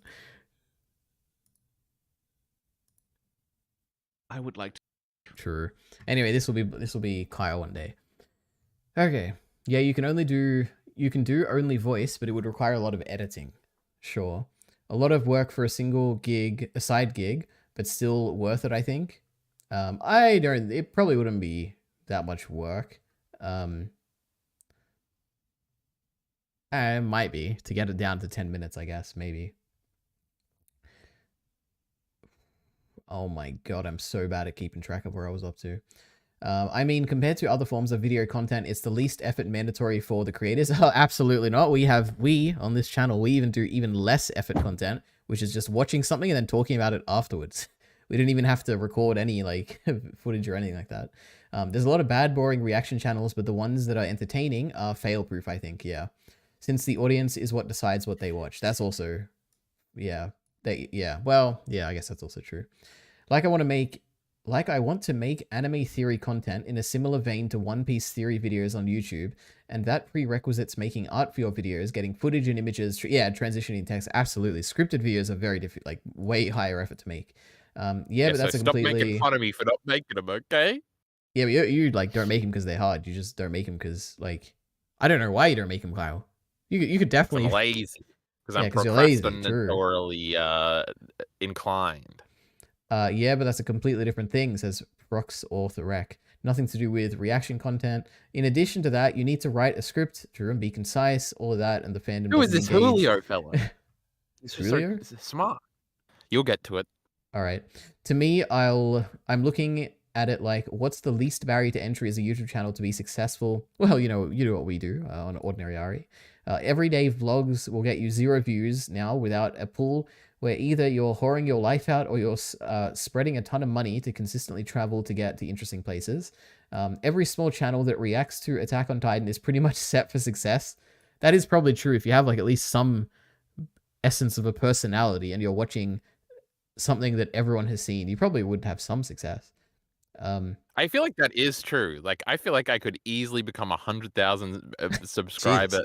No, I would shit talk the fucking the shit I didn't like too much. Yeah, you need to but like the show. You need to like have the mainstream. I have thought about it a lot, and Yeah. I would never do it just because I don't really want to do that. There's like an ego thing in the way. But like, 100K is a lot. You could just tap out and become a fucking. But you just watch it all day. Film Buff has 50K. I would have to buy. But Film Buff's a pussy who never uploads anything and talks for too long. Yeah, but he's well known, right? Like, that's a name where it's anyone who watches Attack on Titan. It's probably a large 20K a month Patreon instead of 100K YouTube. Oh Jesus. Subscribers. Okay. But it is just like a sellout card. Either one of us could do it right now, Leary. I couldn't you do just it. Be consistent. Yeah, because you can't react. I can't fake it. Yeah. I don't think I would have to fake. I don't know. It's easy. We can just sell out and make reaction content and become rich. Unironically, I don't know why everybody that doesn't do it doesn't do it. Chat, you could do it right now. Have you ever seen that style of reaction video where they purely keep in the footage when they're actually talking? Like it'll be so edited. It'll be like a 2-minute reaction, but it's like every bit that they talk during the reaction is the only part they keep in the reaction. Like, as opposed to like Blind Wave, who like has scenes where they're saying nothing, but it's like to establish the tone of the reaction or whatever. Have you ever watched any of those? Scene for when they do a reaction. But no, I have not really watched any of those videos. They just don't appeal to me. I don't know. I think it is purely because a reaction video truly is like a market substitute. Like, it's like it's a visceral experience in which you identify with the object on the screen, smiling at the funniness. Kind of, I guess. I think almost the entire appeal of a reaction is to understand the context of what they're reacting to. And you have to like kind of make sure you understand. Like in order to value a reaction, you have to either be very familiar with like the scene they're reacting to or whatever, but that's not as good.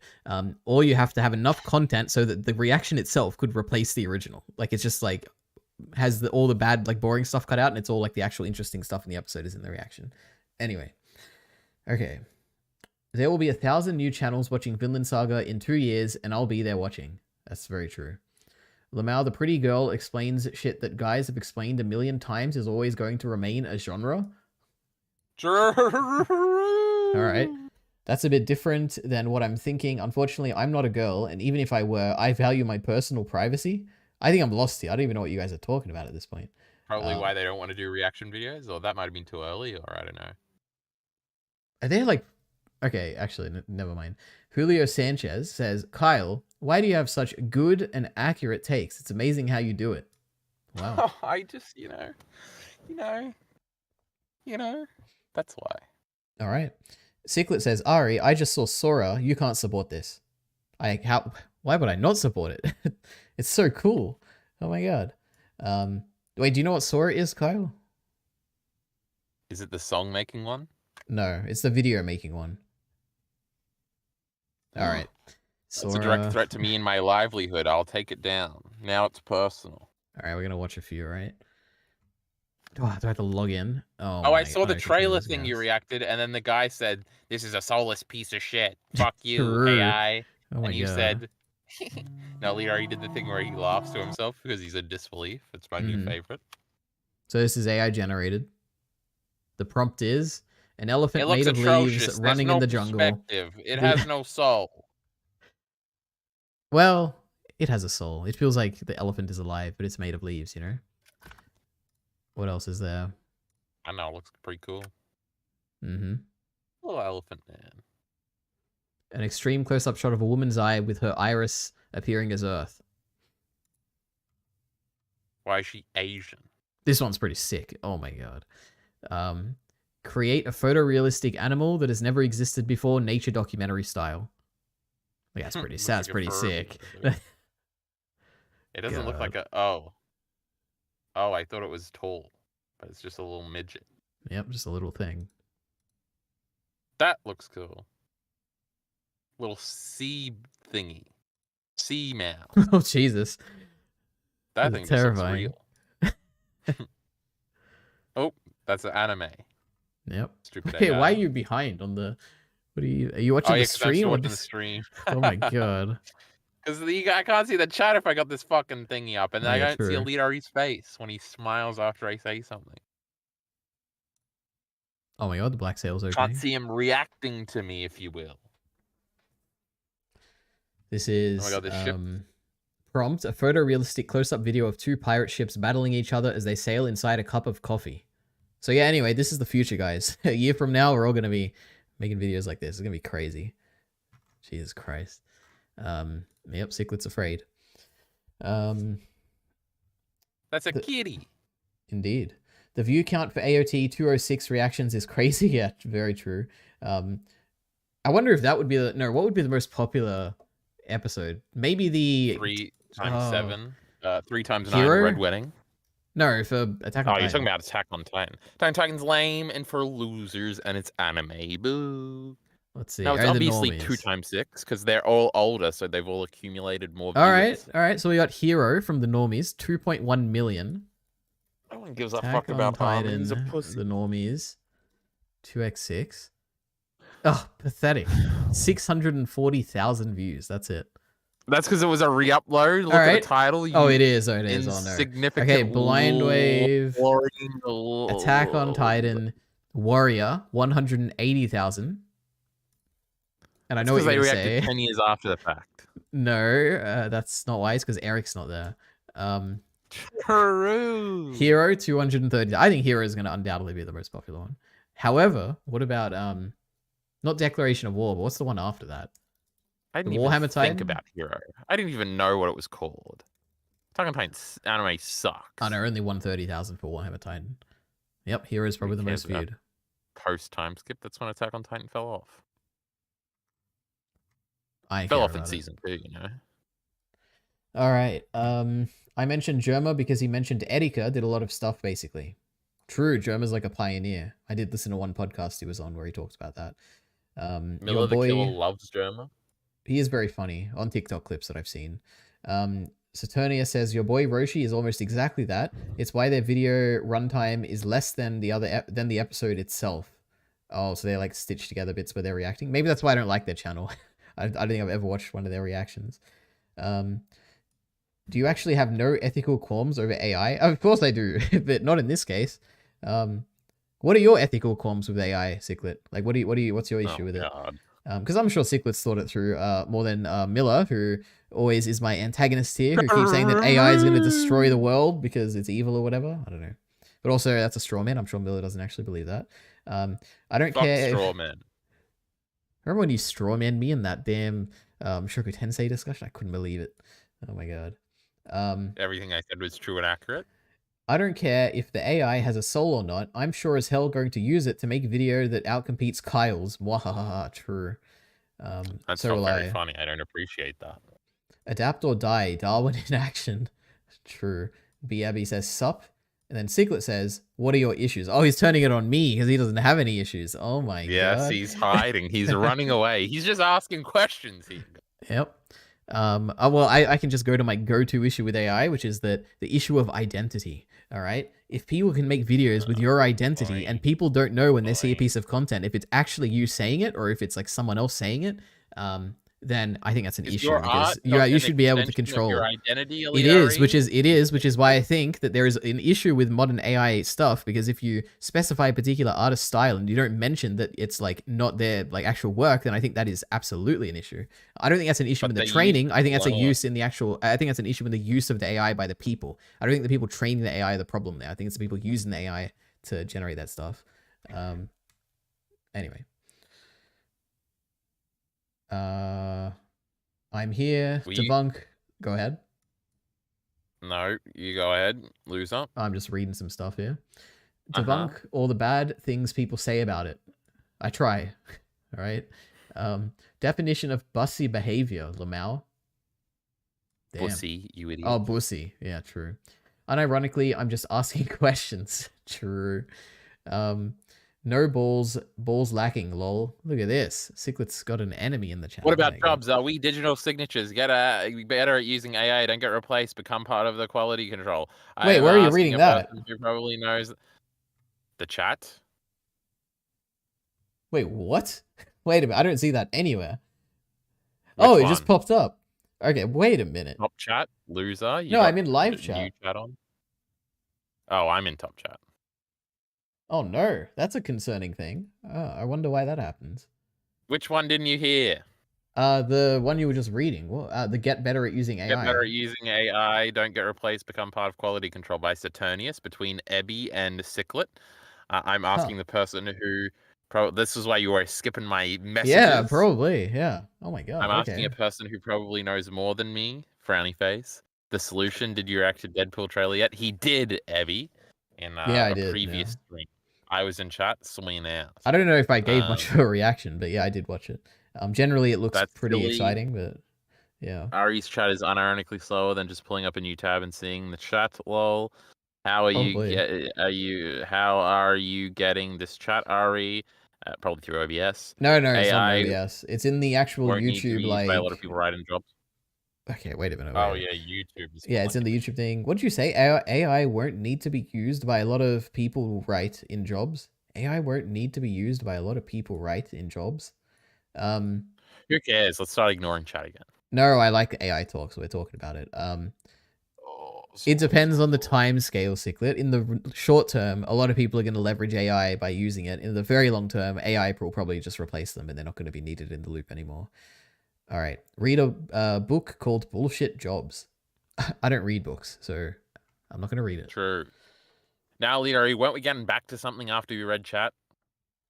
We're talking about Blind Wave, right? Oh my god, I just closed chat. Yes, I've got some notes here where two things you didn't mention was them being first. To reacting to things? Yeah, they were one of the first ones, right? Wait, what do you mean one of the first ones? Like reaction channels? TV shows, right? Yeah. Oh, I don't. Oh, maybe from modern perspective. Back then, they were just like another channel who were making reactions. I didn't consider them to be.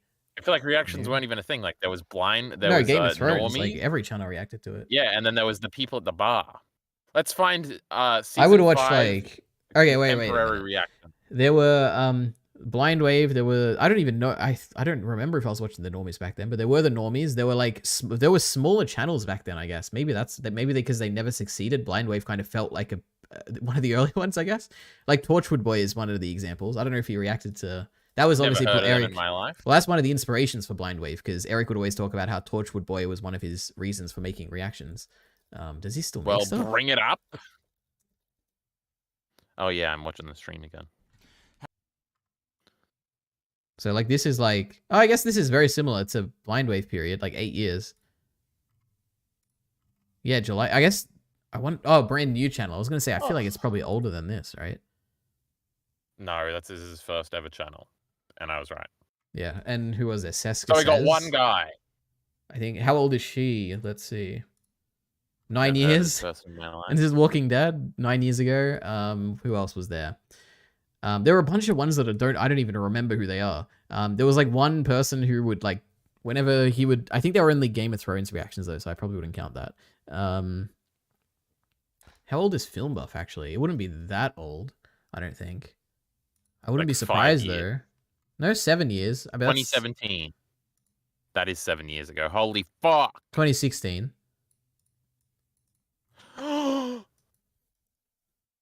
You just started at episode 3, Lamau. That's pretty funny.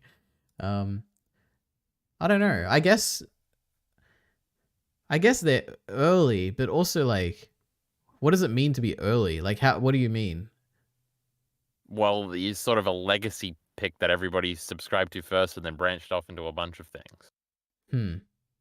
or they're inspired by a lot of things. I guess usually the Maybe. people who are first Well, okay, wait. aren't the biggest in their thingy. But I it think just means they could accrue subscribers and viewers over a longer period of time, therefore giving them an no, advantage. no, I don't think. I think it's more of a thing of back in the day, they had a lower bar to entry because of the quality of their competitors was low. So these days, if Blindwave in the early days, their same quality and whatever, if they were to start now, there's so many other really high quality reaction channels that maybe they wouldn't have grown to the same heights because their quality was like it was bad back in the day, right? Camera quality, audio quality, actual like entertaining discussions, like they were all way less than they are now. It'd be much more difficult to compete in the present day. But also probably, yeah, accumulating subs over time, of course, but yeah. And the other note I had, Alidari, was identity politics, because they're white, and you're white, and everybody else that True. watches them is white. Oh my god. Okay. There's a lot of popular black reactors, though. Yep. How are you getting this chat? AI. Seek reply to my message. Oh, Alidari doesn't want to talk about identity politics. Wait a minute. Oh my goodness. What was your message that I missed? Wait a minute. Whose message? B. Ebby? Oh, digital signatures? Is that what you're talking about? I don't see... I mean, I don't know. Digital signatures seem weird to me because, like... I don't know. You would have to legislate it through a government, which would then, like... That would, like, fundamentally change how people access the internet. I can't even imagine what the internet would be like if you had digital signatures for everything. Maybe it would be the case, but I have no idea. It details how half of all jobs are pointless and could be automated in some way, shape, or form. True. But not us, not YouTubers, right? We're irreplaceable. True. They're not just physically demanding jobs. In fact, most are office jobs then are what people would consider creative jobs. True. Like if you're an advertising... Oh, it's a secret now. We stopped people here. If you're like an advertising company, you can just say every employee should just use AI better. Then company would only need one guy making prompts or not even... if the AI can prompt itself. Well, yeah, the thing... Oh, God, I feel like I've said this before. It's Siglet, it's like... It's just... the answer is, like, I don't know, it depends. Like, currently, with the level of AI tools we have, I would imagine the most common situation would be, oh my God, we have a new AI that can make us more productive. Let's get people to be more productive, but let's give them more work on top of that so that they can, like, make the company do more with this AI or whatever. I don't know. That's already happening. Most ads use bots prompting other bots using data given by tech giants. You're making descriptive statements. AI will make this prompt process more effective, but not more or less humans involved in this. I'm saying what you're saying is this can't happen, is already happening, and is successful. Well, I'm making a normative statement that it shouldn't. You saying, well, it is lol, doesn't mean anything. Are you saying nothing could stop it? Yes. How? Why can't you just ban it? How would you ban it? It's like saying, how would you, like, Jesus, Ciclet. How would you ban computers? Like, everyone uses computers, right? And if you didn't, your society would, like, disappear. Anyway, Kyle. I hate chat. Yeah, true. There's a lot of discussions on AI, but anyway, the conclusion ran away from the identity politics fact. You know, it was. Just Wait, what was it about the race being important? They look and speak like you, so all the white people watched them. I think it is undeniable that a pig. Okay. Gender is probably a big part of reaction channels. I would imagine that women would probably prefer to see women react to content. Like, I imagine women are probably a larger percentage of the audience of female reactors, right? Surely. But I don't think there's, like... It's probably not, like, a massive difference. I wonder if that's true. Well, it would have to come back to, like... reactions because they're not brain-rotted like the rest of us. Like real people. Like I don't know about that. I feel like the feeling of wanting to see someone react to something for the first time is a very universal feeling. Everyone likes to see people experience what they experienced when they watch something. It's a fun feeling. Bring up I the love education statistics. God. They're too busy getting jobs and getting degrees and being smart. Unlike you and me, Alidari. True. Except I don't know if that's true. Do you think in the general reaction space, what do you think the demographics are? Do you think they match normal YouTube viewership? I feel like it has to. It's a more nerd culture derivative, and therefore there'd just be less women in it in general. If I were to guess, I think the majority of reaction channel fans are probably anime fans, like people who watch anime. Because that's just based off the fact that Yeah. like all the poll winners are always like, if you put like a live action thing next to an anime thing, the anime like will always win the poll. That's what I would guess. And then they would have the similar demographics like anime fans, who are like majority young, majority male, majority like nerds, I guess. I don't know. What do you think the What do you think the demographics of Patreon supporters are? Do you think that's overwhelmingly male? Well, if we're talking about in overall, then probably, because the internet is like overwhelmingly male, right? Is it though? The internet, like social Yeah. media. Yeah. I mean, some are like more balanced. Like TikTok is. I wouldn't be surprised if TikTok had like, and Instagram had like more female. Facebook's probably equal to, right? Twitter's probably more male centric just because it's retarded. That's a good question. I could even look it up, but I'm not going to find info I could I guess trust. it's just like the meme, like male OnlyFans creators make all their money off gay guys. Like no women, like a very, very small percentage of women are ever going to pay for something like that. So, But why but do I you guess believe the that? sexual marketplace is different to the reaction marketplace because you're actually getting something out of the reaction one. But why do you But believe the why do I OnlyFans believe? thing? Like, what evidence do you have for that? Like, why do you come to that conclusion? I feel like in every interview ever where it's like a male OnlyFans guy, it's like, yeah, it's just me doing videos for dudes, no women on there. Okay, yeah, interesting. But yeah, I don't have data for any of this, bitch. Fuck you. Mm-hmm. Women don't spend money on stupid shit unless it's clothing related, Aliari. Or Wouldn't it's that your depend money. on the society? Yes. Mm-hmm. Anyway, I don't know. Just Oh, you're backing fascinating away from questions this with identity no politics answers. here? All right, looks like I win. Okay. Well, no, it was Anyway. just a meme because Aliari always gets mad whenever a RedTube video brings it up, so I wondered how he would react if I brought it up in the blind wave perspective. Mhm. I honestly don't know because it does seem like black people are overwhelmingly represented in reaction channels, and I don't know if it's just because they tend to yell in reactions more or some fucking crazy shit like that. But even in subsection reaction communities, like music reaction stuff, like it seems to overwhelmingly be like black people reacting. I don't know if it's just like white fascination with black culture, which seems to be a general trend. I have no idea. I wouldn't even, if you were Yeah. to tell me, I would not even think that the majority or even like a large number of them are black. I have no idea. Like I watch the normies who are like, I guess, Indian and I guess there's like a few black people there. There's a few. They're very diverse. Yeah, they're very diverse, I guess. There's Blind Wave, obviously, you know, a bunch of white guys.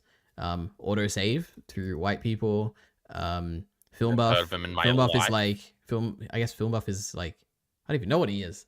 I think he's Indian. Yeah, like maybe no Indian, idea. something like that. Do I watch? I guess Jimmy Macram, he's black. I don't know. Then we got RTTV and those Roshi, those fellas. Mm-hmm. True. I don't know. Tyron Magnus. Tyron Magnus. True. Tyron Magnus. What's that guy? Aki-san? What's his name? Oh yeah, Oh, I haven't looked him up in a long time. Akasan or something. I don't know how to spell it. Akasan. Akasan. Akasan. True. It is interesting that like there isn't really a super big female one. Like it seems like they all sort of cap at like 50,000 to 80,000 subscribers, and they probably have very loyal like fan bases. I don't know. Maybe there is like a female one we just haven't seen. It could be possible. I feel like I've heard like every now and then I do see them. Seems to be the case in most things. Like even in like female streamers are usually like that, where it's like they're sort of a certain level, and all the biggest streamers are male. Because the narrative on the internet leader is these simps. They're just watching all the videos, and that's why Pokimane has so much viewership. But Pokimane only has like 5K live viewers. I want to say like 10K live viewers. and even so, it's not as much as like XQC or anything. But I think that's just because a lot of the demographic is like male, and they sort of would relate to XQC freaking out more than Pokimane, and Pokimane probably wouldn't freak out or whatever the fuck. Mhm. But the male to female split is interesting even in the streamer space, because there's like Emiru, who always says like her female viewership is like 0.1%, like it's all dudes. And then Mhm. there's like, and that's because she like got most of her popularity through League and then like the Mizkif orbit, which is probably overwhelmingly male. Mhm. And then there's like Valkyrie and Fuslie and I forget the other ones' names. And they talk about how their viewership is like 40-60 or something, or like 50-50. I guess it's just coming out of different places. Mhm. The Hate I don't know. Tree podcast Why is don't you? majority female audience. I always found that There's interesting. a 0% chance that's true. It is because of I the refuse to believe it. the Frenemies podcast with Trisha Paytas. She brought her audience over and they stayed. True. It's really interesting. And it's also interesting to see how people blame the toxic H3 fandom on Hassan being involved when obviously it's because of the Trisha Paytas stuff. That's where the majority of the crazy like fans came from. Anyway. I wonder what Hassan's breakdown is, because he was a himbo meme for a little while. I But I feel like then it would max be like 20%. I feel like Hassan has probably said that, like what his is before, because I feel like there was a trend in like 2020 of streamers like all posting their thing. Mhm. But Wasn't there like a big leak or something? No, that was like how much they get paid or something, right? yeah, that was like they had an internal ranking of who got paid the most, which was That's hilarious. crazy, yeah. Yeah. Oh my god. God, imagine how much imagine that for YouTube. Just how much money the biggest creators are like getting paid a month. I'd be number one, Elite already. Jesus. Like how much do you think Mr. Beast makes a month of AdSense? Probably like an insane I feel amount. like he's talked about it, right? He's always like, I don't know if put all the his- money back into the next video. I've Well, seen yeah, that no, that's clip. true. But I don't know if he's ever said numbers for how much he makes. Maybe. He probably has somewhere. 7 to 100 million a month Yeah. is the guess. I feel like it's Um, way more than 7 a year. With just with on ad Social spend. Blade, I feel like it's usually the lesser one, right? Well, go it would to mine depend. and When see we're what it talking gets. about big channels which are brand safe, like They could Mr. have Beast, contracts and shit, yeah. yeah, he would have a massive CPM. Kyle Entertainment. Let's see how much you're making. Yearly. Look at that. Like, Oh yeah, is that look at this yearly? yeah, this little thing. Yeah, this is yearly. Well, it's not the lower one, I don't think. Mhm. I feel like I made like $300 last year, probably. All right, in Or the maybe middle. even a little bit more. Let's see what Seclet's making. Probably a lot, right? Oh, Sick shit. look at that. Almost $1,000 a year. If it's a little pussy and I'm going to have him beat in like 2 months. True. What am I making, I wonder? I think in reality it's like 20 a month or something. 33 a year. I guess I'm in a bit of a downswing, all right? I go. Yeah, you fell off. Anyway. Don't worry, we're getting this uptick here, all right? Mushoku Tensei's back. Yeah. I'm reading my notes later. So we had ahead. why Blind Wave succeeded, identity politics being first, Lamau. Mhm. Then I have duo reaction idea. Then I have one in which you were talking about earlier about how you said unscripted stuff is just better for your goals or whatever. Mhm. Excuse me. And I was gonna say video essays, Leary, they have more impact. Yes. That's my argument. Undoubtedly they do. Like one successful video essay can reach a very large number of people. Like there's basically no upper limit to it. I think connecting with people, Leary. I think that's more so what we're talking about here. But I think 'Cause even if authenticity it gets really is like popular, yeah, go ahead. yeah, I feel like talking points are harder to. Like I've said everything I say in videos. I guess it's just less of a reach, maybe, in like streams and shit before. Mhm. And even with the Attack on Titan shit, like I would basically say all my points in the chapter reviews, which would probably get more views than than the actual scripted videos I would make. But the script, like whenever I heard somebody parroting my shit, it was always something from a scripted video. I Yep. think there's sort of like there's like an not a hierarchy, not an elegance, a pedestal that scripted content is put on where people are like, oh, I must pay attention now. Something is being said. whereas maybe Yes. unscripted stuff is second monitor behavior. But I think So if if you you want to want, impact the discourse, I guess Yep. that's a notch in the video essay belt over there. I do completely agree. And I also think it's because you think out your ideas and try and make them coherent. Like you try and convey them accurately. Oh, Whereas, yes, but it's not just about me, Aliari, okay? no, in general, I mean, not you. Like Oh, it was especially the for, royal you? yeah, Okay. like even me, like everyone. And I just Like, took it personally because I'm on edge and a little. You you're pointing a out my jumpy today, yeah. insecurity, Leary? Oh my god. Good. I'm Um, just being attacked on all sides, and now he's going to pretend it was. yeah. Disgusting. I agree. However, yeah, I think a single video can have a lot of reach. However, I think unscripted video, like it's like comparing the H Bomber guy plagiarism video to like Destiny's fan base. Destiny, who uploads daily, has a very dedicated fan base who is there for him and will watch him regardless of what he puts out. H Bomber guy like puts out that one video and people are watching that video and has such a massive reach. But then you got to like wait till the next video to hear anything from him. And in that meantime, This like is a who's gonna? fantastic point, Leary, and one I think Thank about all you. the time. Thank you. Is the difference between sort of the Destiny viewership where an insult internally, like, and I think Destiny complains about this a lot. There are different insults. Who's playing what? Sorry, this is Leary? What do you Destiny. Go ahead. Oh, it was him, huh? I just like at first I didn't hear it, and then I reheard it in my brain, and it recontextualized, and I was like, "Oh, that is the voice." Mm-hmm. Anyways, the gone off on a tangent. Forget your Jesus original point. Christ. What a crazy thing. The Yep. there's two different there's two different types of insults for Destiny. There's like insults that people generally make about him that will have no sort of impact in his community. Like if someone's like, cock, fuck you. His community's not gonna there's not gonna be a ripple through his community about that. Mhm. But if somebody in the community says you disregard Kelly Jean because she makes you angry, and there's going to be a subsection of the community that actually agrees with that, and therefore Yep. this is going to cause a headache. I guess it's just the fucking stupid small differences bullshit where the people that you're close to, if they say something, they're going to know how to insult you better, so it's going to affect you more. And now this related to whatever the fuck we were talking about, because what were we talking about again? Blind Wave Destiny scripted content, H Bomber guy, unscripted content, Destiny fan base. Reach with video essays were what we were talking about, right? Yep. Oh, and the H Bomber guy shit. So H Bomber guy can put out a general thing, and I feel like he only has one, like,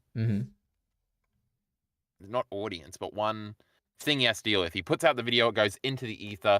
There are criticisms of it, but it's rather low, and just the general demeanor, because he can't look bad on stream. He's not really getting into Twitter arguments. It's just, I guess the modality is strong with his appearance. You just sort of shoot forward.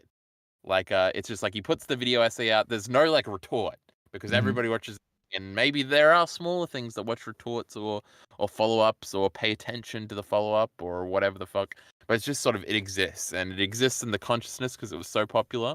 And there will be like in 3 years a counter jerk wave where we talk about, and then he'll then be in like the negative or something.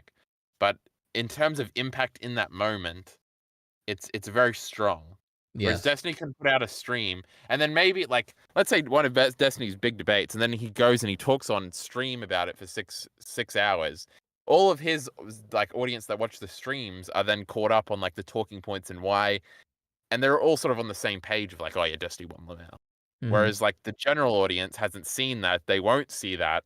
And it's sort of, it can sort of divert his attention, right? Because he's like, oh yeah, I already like debunked all the stupid things people say. But then outside of it, they didn't hear that and they don't give a fuck, and so they're just gonna, it sort of hasn't been addressed. What was I saying, Elite? What the fuck is the point of all this?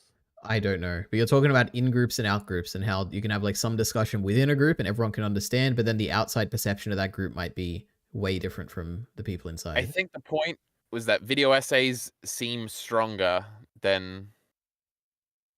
Well, you shape your narrative more easily in an essay, right? If you only publish essays, you have complete control over the narrative, right? Is that what you're saying? Maybe not. I guess. I don't know. All right. Well, moving on. Yep. Well, I think you were in the middle of a point or something before that, but maybe not. Video essays have more impact, is my note, Elite.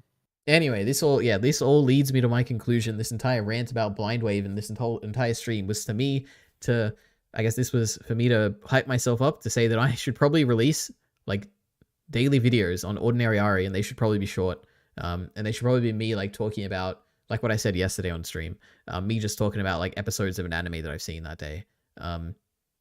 And I should just take from Blind Waves like what the lessons they've taught me, and somehow like incorporate the commenters into the content, and build the community somehow slowly. And that's how I should do it. Has there ever in the history of YouTube been a second channel that becomes the more popular channel? Almost certainly, yeah. What about Corridor Crew? Surely is that more successful these days? What's the original channel? Corridor Digital. I mean, in terms of like I do actually wonder. Maybe. Because I feel like there's almost an attitude already within sort of your audience that Ordinary RE is the second channel. Mhm. So even if you did upload daily, like what happens if it becomes more popular than Elite RE? Well, I don't care. That's great. I feel like I would care a lot, and I'd be like, nope, can't be doing that then. Because I think okay, I guess up until this point, well, not up until this point, but up until like maybe like last year, the beginning of last year or whatever, I was purely a scripted video channel that released a video like once every month or something. And then I started doing stuff on a second channel, which was like me just talking unscripted, but the priority was like the scripted videos. Now, I think it's more that the scripted videos, since I'm always going to make them, and I would rather take time with them, I would rather focus my attention in building an audience with the unscripted stuff, so that I can spend, whenever I focus myself on creating unscripted content, the focus would be on trying to build a community. Then the scripted stuff, the focus can be on just making the best videos I want without having to worry anything about like building a community or anything like that. I can separate them out that way, where whenever I'm making a new video, basically these days, the struggle is that I want to like make stuff that people will actually watch, like the Mushoku Tensei stuff. But at the same time, I just want to make videos that I like, a very niche thing about like the post-hoc rationalization or whatever. I want to make stuff like that, even though no one's gonna watch it, you know. And if I focus on the unscripted stuff as the community stuff, then I don't have to worry about like, you know, Elite Ari making any progress at all. Also, these are like very niche issues. Like, who cares? I can just do what I'm doing and it doesn't matter. But I thought it'd be interesting to talk about it on stream. So here we are. But yeah. Should I read the chat? I don't have anything to say about that. All right. Looks like we have a bunch of AI talk, all right? You will be replaced. Banning it is stopping the progress of humanity. Or what do you suggest? That we still have elevator operators at every single big building? True. Excuse me. What jobs did the elevator guys from the 50s go into? Who knows? Something else. Anything else. Delivery drivers, servers. True. And other unskilled labor. Right. So what precisely will people do for income after replacement by AI? Well, the government will step in, right? They'll look after us. And by when I say the government, I mean the AI that replaces the government will, you know, they'll look after us. At the time, they had some level of engineering education necessitated for their job, but that knowledge became useless by the time they were fired. So they had to settle for unskilled labor.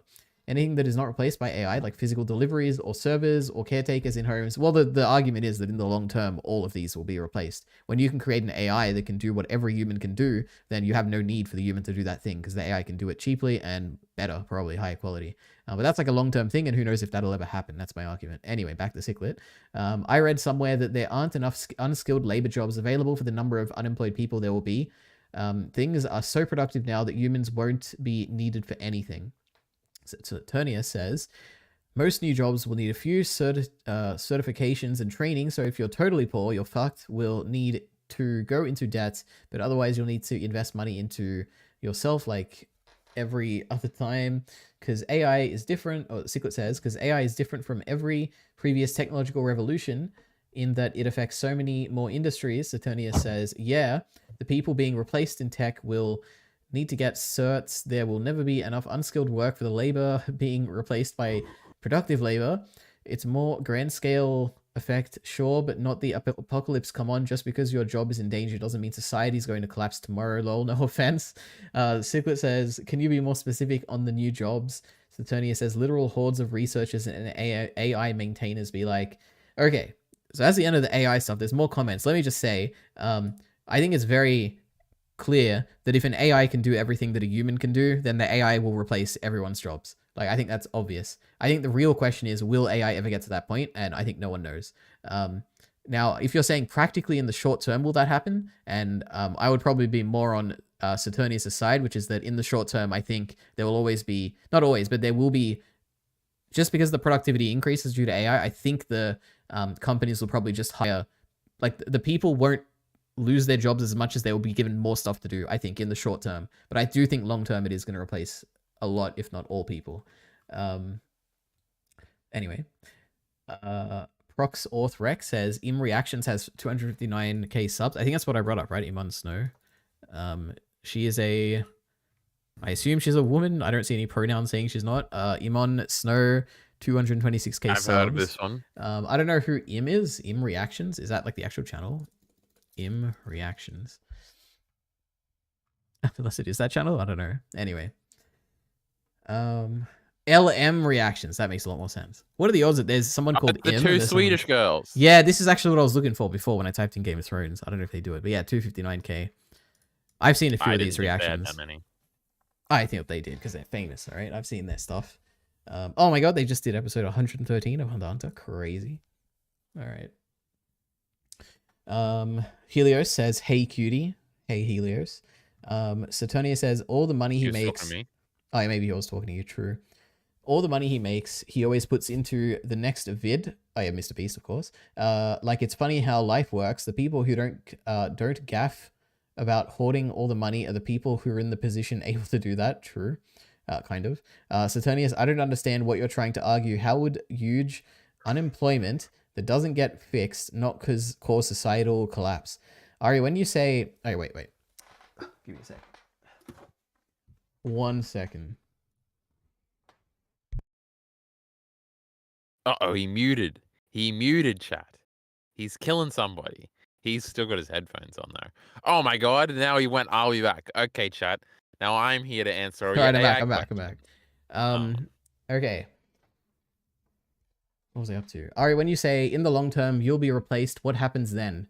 You just have no job? How will you get income? How wouldn't society collapse from so many angry people? I have no idea, Sicklet. I don't know. But what are we gonna do? Like, have people do jobs that aren't necessary for them to do? Like, what are you gonna do? I don't understand. Your little sympathy job. Yeah, like, Yes, what would you do? Like, you are needed. yeah, I don't know At how one head. I don't know how we would live in a society like that, but there has to be a way, because yeah, we gotta live We will somehow. acclimate and evolve, just like we have always done. Well, it depends on how rapid the change is, but yeah. Sicklet says, Or we'll Is just it- die. Shut up. that's also true, yeah. I mean, this could be like, what's the, is it Revelations in the Bible? This could be like the end times where the angels will descend, the 4 horsemen or whatever, and we'll all die. It could happen. I don't know. Jesus will come back and he'll be anti-AI. Yeah, maybe he'll stop it. He'll smite down OpenAI and lead us to salvation, perhaps. Is it silly for my girlfriend to get an illustration degree? I mean, does she enjoy it? Does she enjoy illustration? Does she want to be an illustrator? Maybe. I don't know. What do you mean by long term? I mean, some undefined period of time where... That is long. Yeah, that is long. That AI like just gets better and better. I don't know. LM reactions, true. People would just be looked after. People would have no income to buy products for companies. Ari needed to fart? No, I didn't. True. All right. What could be happening right now? We will never know. It's true. Yeah. I guess I could just never say what just happened. Yeah. Sneeze. Yeah, true. I sneezed. No, I coughed and I wanted to mute and close the screen.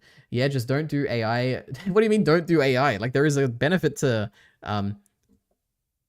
there's a like, it's just like when you say AI secret, just say like don't do computers in the 1980s. Like, tell like the US, okay, US, you're not going to do computers, but then the rest of the world does. And then It's Russia like, kill them. yeah, Like, is that what you want? Russia yeah, to I win? know. Like, obviously AI is going to happen because if you don't have AI, you're going to be in a terrible situation. It's like an arms race, right? Do what we do now. Don't always need advancement.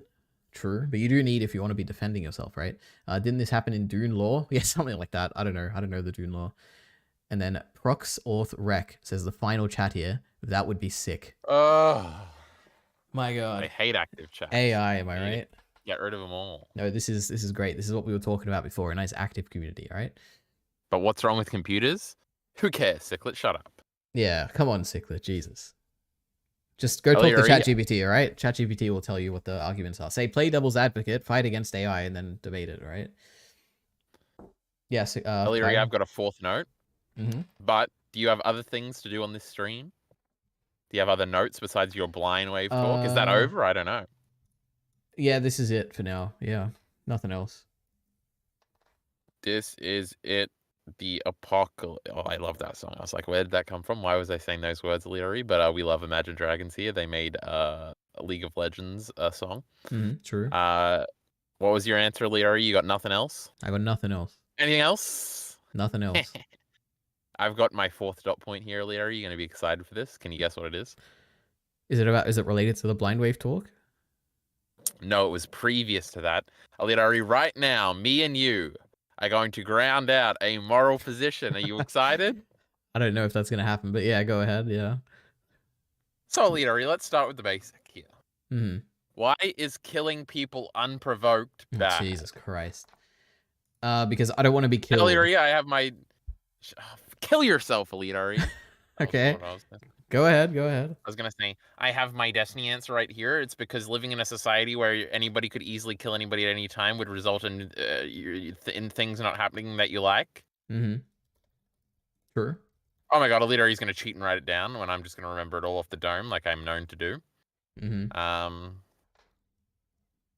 Well, there you go. Then our morally grounded axiom is I don't want bad things to happen to me, and optimizing for that would be living in either a total totalitarian emperor state where I am God Emperor, or where everybody works together for mutual maximum benefit. Mm-hmm. But this all depends on whether or not everybody working together would create mutual maximum benefit. That's Destiny's position, Alita. All right. Thank you for How do you poke enlightening holes in this, everyone. Sticklet? Hurry up. He just said that's silly. Wait a minute. Let's read the context here. But what's wrong with... Oh, no, you read that already. That made people more productive. True. Can we watch a Weeb Kids fight?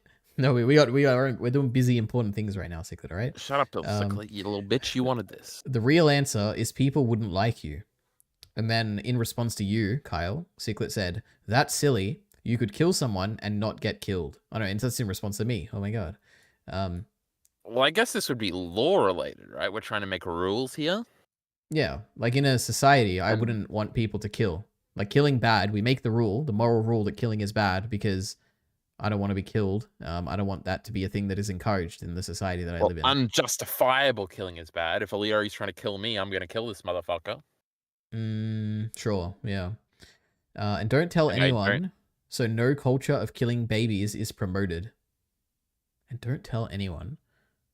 What the fuck is this? I don't even know what he's saying. I think he's saying like if you... Is it okay to kill someone if no one finds out? Is that what he's saying?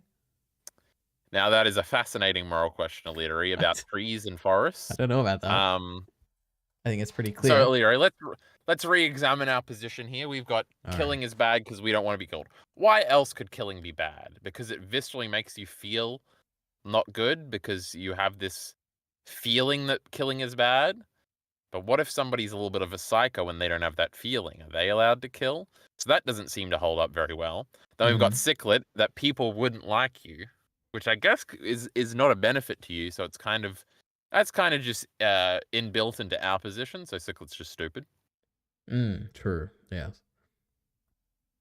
But Ciclet could expand on his position.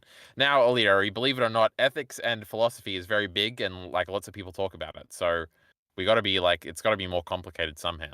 Do we just discover ethics? Did we just figure it out? I think we just solved the issue. Wait, no, the Bible solved this, right? Like the golden rule, like do unto others as you should have them do unto you or whatever. Yeah. Yeah, there we go. Problem solved. They didn't figure out that it was But I feel like the Bible also promotes a lot of selfless behavior, Alita. Now, under this worldview, selfless behavior would be bad. What is an example of selfless behavior that the Bible condones? Well, let's see. I don't know shit about the Bible. Shut up. The Good Hold Samaritan. on, I had a big explanation about how under Destiny's worldview, selflessness and intense selflessness is bad. Oh, the self-defense angle. Let's say you actually do Vosh surrender to the mob. Great reference, Leary.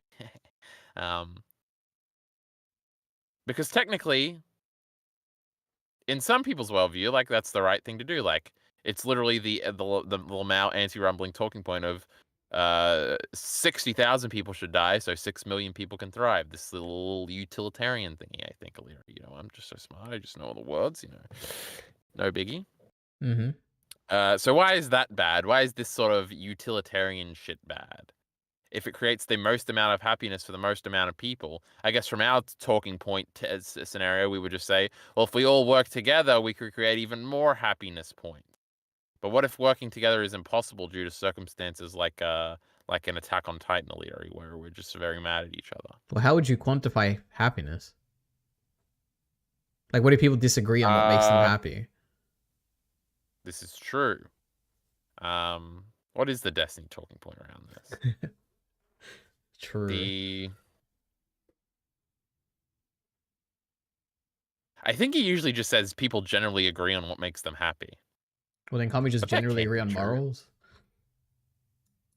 I think that's what we do, right? Mm-hmm. All right, look at that. We solved it. All right. Wait, no, we're talking about the utilitarian thingy. Mm-hmm. So let's say, Leary, I got your kid right here. He's gonna get shot. Mm-hmm. And you're either, but then I give you a gun. It's, but I'm behind plexiglass. You can't shoot through me. Mm-hmm. And I throw 5 kids in there, and I'm like, Leary, kill those 5 kids, or your one kid dies. Yeah. What's the morally correct action? Now, a lot of people might say, of course I'm going to save my kid. I have a parental obligation to protect my children that is sort of, that usurps moral obligation or something like that. That's how we would all probably feel deep down. Fuck them kids, I'm going to save my kid. You know, Joel at the end of The Last of Us, he says, fuck them kids for his kid. It's not even his kid. And then he lies to his kid. Mm-hmm. And then he dies. Crazy. What a television show. Mm-hmm. Now, what the fuck do you do about that, Alidari? Wait, Aliri. Obviously, most people would be like, yeah, for 5 kids. But what if it's 60,000? What if it's all the other kids on the planet? I feel like at some point, most people would even be like, well, yeah, I probably got to let my kid die. I think this is also a Destiny point, and he's also exactly talked through this before. I've never had an original thought in my life, Aliri, I'm going to kill myself. Well, I don't think it's even possible to have an original philosophy thought that philosophers haven't, like, debated, right? Well, we're getting there, Aliri, you know? All right. Yeah, I mean, yeah, there's, like, some threshold where it would be, where you would choose the 5 kids over your kid or whatever, surely. It's like the classic example of, like, if someone's gonna nuke Manhattan, if you don't, like, donate $1 to, like, a charity, are you gonna donate $1? It's like, yeah. Every day. Yeah. It's better when it's the idiot drowning, because then you have to get wet and stuff, and you're like, fuck this idiot. Oh my god, true. It's like the That's abortion one of those debate. selfless thing. Oh my god. It all comes back What's to about abortion. the abortion debate? About how, like, you should have, like, some level of responsibility about someone who's, like, tied to you or whatever, the violin argument or whatever, right? Like, if you wake up and you're in a room and you're, like, attached to someone, do you have the responsibility to, like, stay attached to them or whatever? I don't know, something like that. I don't know the argument. I don't know. I don't never debate abortion, right? Yeah, and you're sort of getting rid of the sort of like romantic parental idea of it, and it's just some random idiot you're tied to. Yeah. Because then you're like, no, fuck this random idiot. Mm. I think that the other big proponent to the Destiny shit is that selfishness then is sort of roped into productivity. Which is kind of the optimistic idea behind capitalism, right? That, oh, you are rewarded with money for helping society generally. So Amazon makes a lot of money, but they offer a utility that's very good. How do we keep that in check? Well, through governments. If that doesn't work, I guess we just kill Amazon and everybody that is running it. True, yeah. Everything comes down to violence at the end of the day, you know, right? Yeah, well, until AI comes into power. True, then it can and then manipulate it makes us. the best decision. Why don't we ask ChatGPT what the correct moral system is? All right. Probably not allowed to comment on that, huh? No, it probably could. What's like a chatbot where I don't have to log in? I don't even have one. I don't think that Oh one my god, exists. Soy Elite he doesn't want to Grok. just do it on your other monitor or whatever, and then read it Test. out. Damn, you have to log in. All right, let's do it. All right, what's the question we're typing in? What's the correct moral system? ChatGPT? That's a And then very we'll- open-ended question. All right, what's the correct moral system? All right. The question of the correct moral system is highly subjective and depends on the philosophical, cultural, and personal subjective perspectives. Here are a few prominent theories. Number 1, utilitarianism. This system, et cetera, right? The utilitarianism. Number 2, Okay, now let's. deontology. Oh, okay. Number 3, virtue ethics. And then it just keeps going. All right. I like virtue signaling. I hate virtue signaling. What is deontology again? Well, it's proposed by Immanuel Kant. This theory asserts Yes, that actions are morally right if they adhere to a set of rules or duties, regardless of the outcomes. The focus is on doing what is right rather than what produces the best result.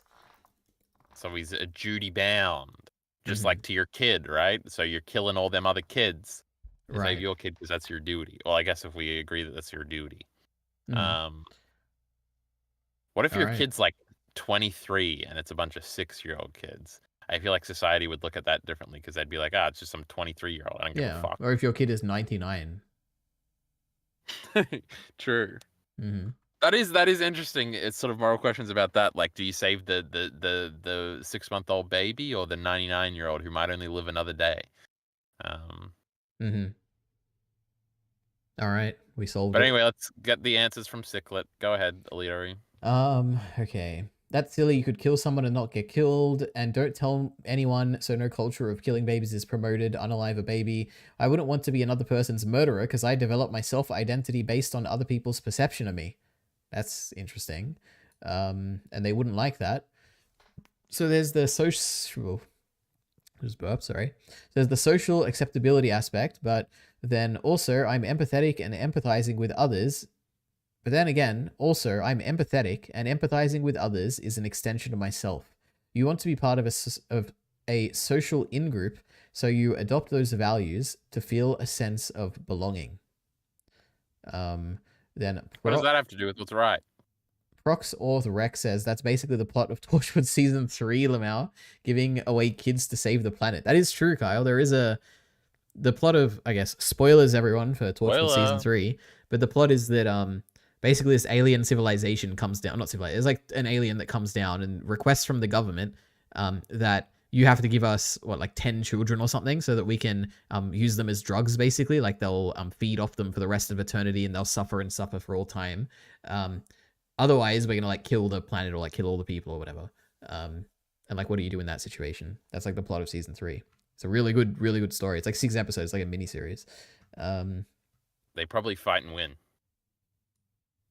Who, the aliens win? Or what do you mean? No, the humans. Oh, okay. Interesting.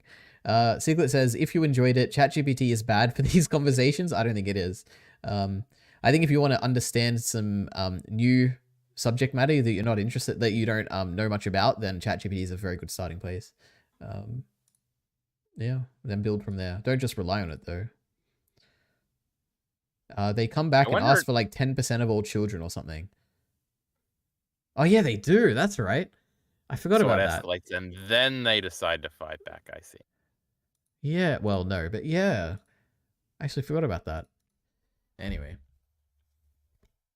See, I think Torchwood in my head was Deadwood. But Deadwood's even about know like what that an is. Undertaker in like the 1800s. God, Torchwood's so cool, Kyle. It's like, I don't know if you know this, Torchwood is an anagram for Doctor Who. It's actually a Doctor Who spin-off. And I think like the interesting part of like Torchwood is that it's the same universe as Doctor Who, but it's like in situations where the Doctor isn't there. And it's like, what does humanity do when the Doctor just forgets about them or whatever? There's like interesting stuff like that every now and then. Anyway. Doctor Who has aliens in it, and it's not just Sherlock Holmes. I still can't comprehend that, Alito. True. And H Bomber Guy, who's the one on screen, has a famous video where he says Sherlock is bad. And here's why. Sherlock is Thanks, garbage. It's garbage. Yep. Pussy. Anyway, look at this. 199k. We'll probably hit 200 by the time the stream is done. Oh, no, probably not. It's 199, 707. 17th. I was sorry. watching the stream again. And I was like, what is he talking about? But Yep. now I remember. And also, just to follow up here, yeah, Corridor, I think this is their main channel. It has 9.9 million subs. They get 3.5 million views a month. Corridor Digital, their second channel, has 6.4 million subs, and it gets almost 20 million views a month. So, crazy. As a fake example, I win. Mm-hmm. All right. My laptop's going flat, Alita. We've been doing this a long time. They come back and ask for like 10%. Episode 2 of Torchwood has a crazy sex alien. It's really funny. You know what's even funnier? Shane filed his reaction to that episode, all right? God. Oh god, I remember how mad the comments got about like how it was obviously rape and like they weren't saying it was rape or something, and it was like a whole like, oh god, the blind wave community was so funny. We Rape love is Torchwood. bad. True. But the question was like whether it was rape or not, and I think Shane. I don't even remember what Shane's position was. I'm not gonna straw man him. All right, go watch the reaction. Are you going Alright. to continue streaming, Alita, or are you just about done also? I have a movie to watch. Love Lies Bleeding. Mm, So I'll be watching that later. hasn't even watched it yet. No, I was waiting for it to come out. You know, it actually came out on digital today. Like an hour and 20 minutes ago. No, like last time when I was streaming, it was already out. So, but I was too late when I was streaming because I Oh. streamed for goddamn 3.5 hours yesterday. Oh my god, that was ridiculous. Yeah, I was trying to go to sleep, but it wouldn't allow me. Oh, I didn't do any video thing. I watched that Gambino video I was going to talk about. I was talking about on my stream, and then it didn't give me any notes or anything, and I didn't do any of the other things. What did I even do? I think I tried to cut down on some of these tabs, Leary, but there's still a whole lot of them. Toby Yep. Tom's there, Leary. Click on it. Where? Oh, In here. center. Ethan Klein. There's been a lot of talk about weight on Twitter recently, Muda. I think you saw it maybe a little bit. I did in Oh, fact not see Mudaha, this one fucking loser. Oh my god. God, he's degenerate the worst. Wait, what am I hearing? What is this noise? fascist Twitter account. Oh, was that you? Wait. With all the DMs? I called you've him a been fucking receiving, I'm loser. sure it's been a wild adventure for you on the internet. All right, I don't care. Okay. Yeah, that's lame. Who is this? Oh, it's the I Dune remember lady. when Denny said, It is the Dune lady. I love Doom. Oh my god, it's the Dune scene. What is this music? Where are they? Where do they fly? The coolest thing ever? Why is it so orange? Because it's like a really good cinematography movie. Do you agree with Destiny that it looks like shit? There's no way he said that. Did he really? Did he Yeah, he say? did. He said it's just sand. So wait. That's so funny. Oh my god. All right. Well, what else? Anything else, or is that it? Which video should I make next, Alito? The one that comes out the soonest. So the Berserk one. Because Because you know what's gonna happen, Kyle. You're gonna be like, okay, let's just like keep bouncing around all these ideas and not commit to one. And then 2 months from now, you'll be like, oh, why did I not just commit to the big one and have like a video out already? So yeah, because just I do didn't it. want to. That's why. But this Berserk one's a little soy. It's a little bad. It's a little But at least unstructured. it's a video. But at least it comes out. No, I Yep. don't want to. I don't want to dissolve the goodwill I built up by look at all these good videos on screen, except for that shit Villain Saga one. So I already ruined it. So I can just continue to ruin it. Never mind. Yep. I'll show you some good videos. Jockey Bacon. Blind Wave. Oh, film. Yep. And of course, Elite RE. Should Oh my we God, I react got- to Hunter x Hunter together. I got a new comment today. Man, you're getting better and better with every video. Keep at it. Maybe someday when the stars align and the algorithm goes descend, you may blow up to new heights. True. Oh no, he did Elite Ari's pet peeve. It doesn't bring up matter. The algorithm. We love it. Elite Ari's punching air right now. No, he's great. And then we got another ordinary Ari comment, which I think Kyle's already seen. Read it out for the chat. Mhm. You got 2 comments on your Minecraft World video, I noticed. Did I? I didn't even notice that. Yeah. I'll have a look. You think I need Adderall? The more I think about it, the more likely it seems ordinary Ari just anesthetized a random patient and started recording, being DMD, or, Anesthetized? That's not a word. like anesthetic, like you were knocked out or whatever. You were sedated. Oh. Okay. But What's it's the a one above fake that? life. Kyle sounds just like Rudius, treating the world like a game and thinking he can get away with stuff because stakes aren't real. Same polls repel, I see. I love this. These are What great. does that mean? They got you. Because, Rudius is treating like a game at some points. Crazy. He Anyway. was treating his life, his fake life, like a game. Very early on, yeah. In the bit when he was first reincarnated. So what's wrong with that? What did I I think it's say just a that was joke. wrong? It's a joke. It's a joke, right? No, Oh. there is no jokes in life, Alita. Either the sooner you come to understand that, the sooner you'll be on the same page as the rest of us. I'm curious. What are these Minecraft comments? There's 37 like views. Rip Oh my the god. Horse That's gone up a lot. and something else. Oh my god, I got a new There's a one third 5 minutes one. ago. Oh my god, they're in the chat right now. I just saw. Jesus. What does Wait a it minute. say? It says nice video, and then wow, it's like watching it live. Is this someone who was at the live stream? I don't recognize That the was name. funny. And then rip the horsey, you'll be missed. At least you didn't end up in the pits of despair with everyone else. True. Those poor Heart that villagers. comment, Alita. Oh my god. Anyway, Oh, Alita, I did subscribe to our newest orbiter. We'll see if we can rope him in that way. I didn't want to hide his comment. That's too soy. oh yeah, okay, yeah, Aqua something. yep, excellent. Just reach out to him on He Twitter. doesn't know we're already grooming him. Oh my god. I just got the second battery warning. The second one. They come back and ask for like 10% of the. I read. Oh, gee, how many times am I gonna read this out? Oh shit! I wanted to watch that too and didn't know it came out. Well, it came out today, so there you go. And then RZSCB, who's the person who left that Minecraft comment, said, "Who is Blindwave?" The answer to that is they are a reaction channel on YouTube. And we had a long discussion about Blindwave. If you want to go back to the VOD, I think the majority of this VOD is going to be like just Blindwave. They're a talk. consortium of individuals with the intent of distributing pirated content that is a market substitute. Yep, probably true. But we love them. They're the best. Blindwave, best channel on YouTube, except for Mr. Beast. No, actually, no, they're better than Mr. Beast, Are obviously. you gonna upload the Blindwave part to your secondary ENT channel? I'll listen back to it, and if it sounds too like cringe, then I won't. But I almost certainly want to. I actually didn't plan to do it, but I think I had enough of actually stuff to talk about that I want to. So I think there's a decent chance that like that community would latch onto it. If I had, like, a Alita, thumbnail there and must title. be an upload titled Alita and Kyle Entertainment Solve Ethics, and you need to upload Oh that part. Jesus, I don't know about that one. I don't think I'll upload any ethical stuff. I don't know enough about it, Kyler. Right? Pussy. I think I am a.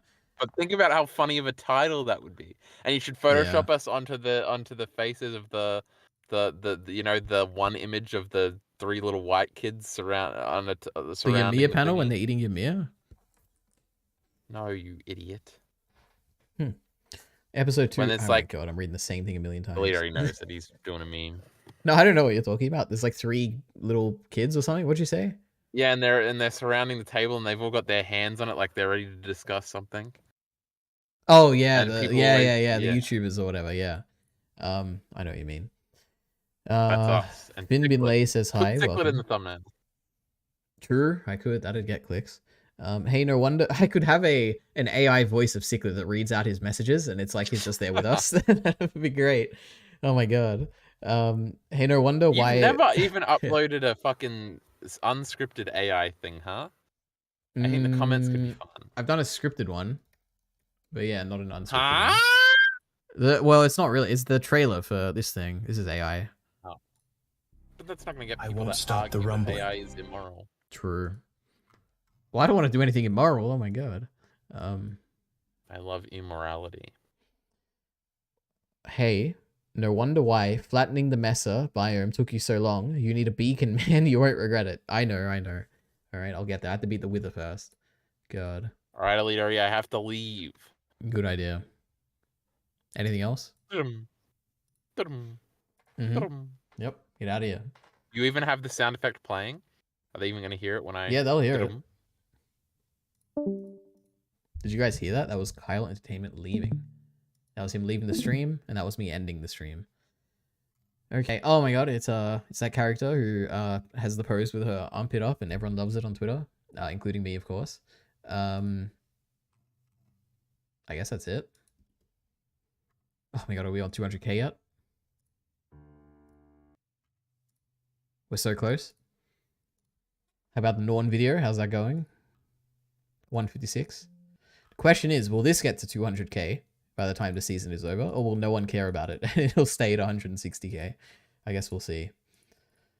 Okay. Just trying to think. Is there anything else I should do? Probably not. I should probably end this. Soy? Elite are you soy?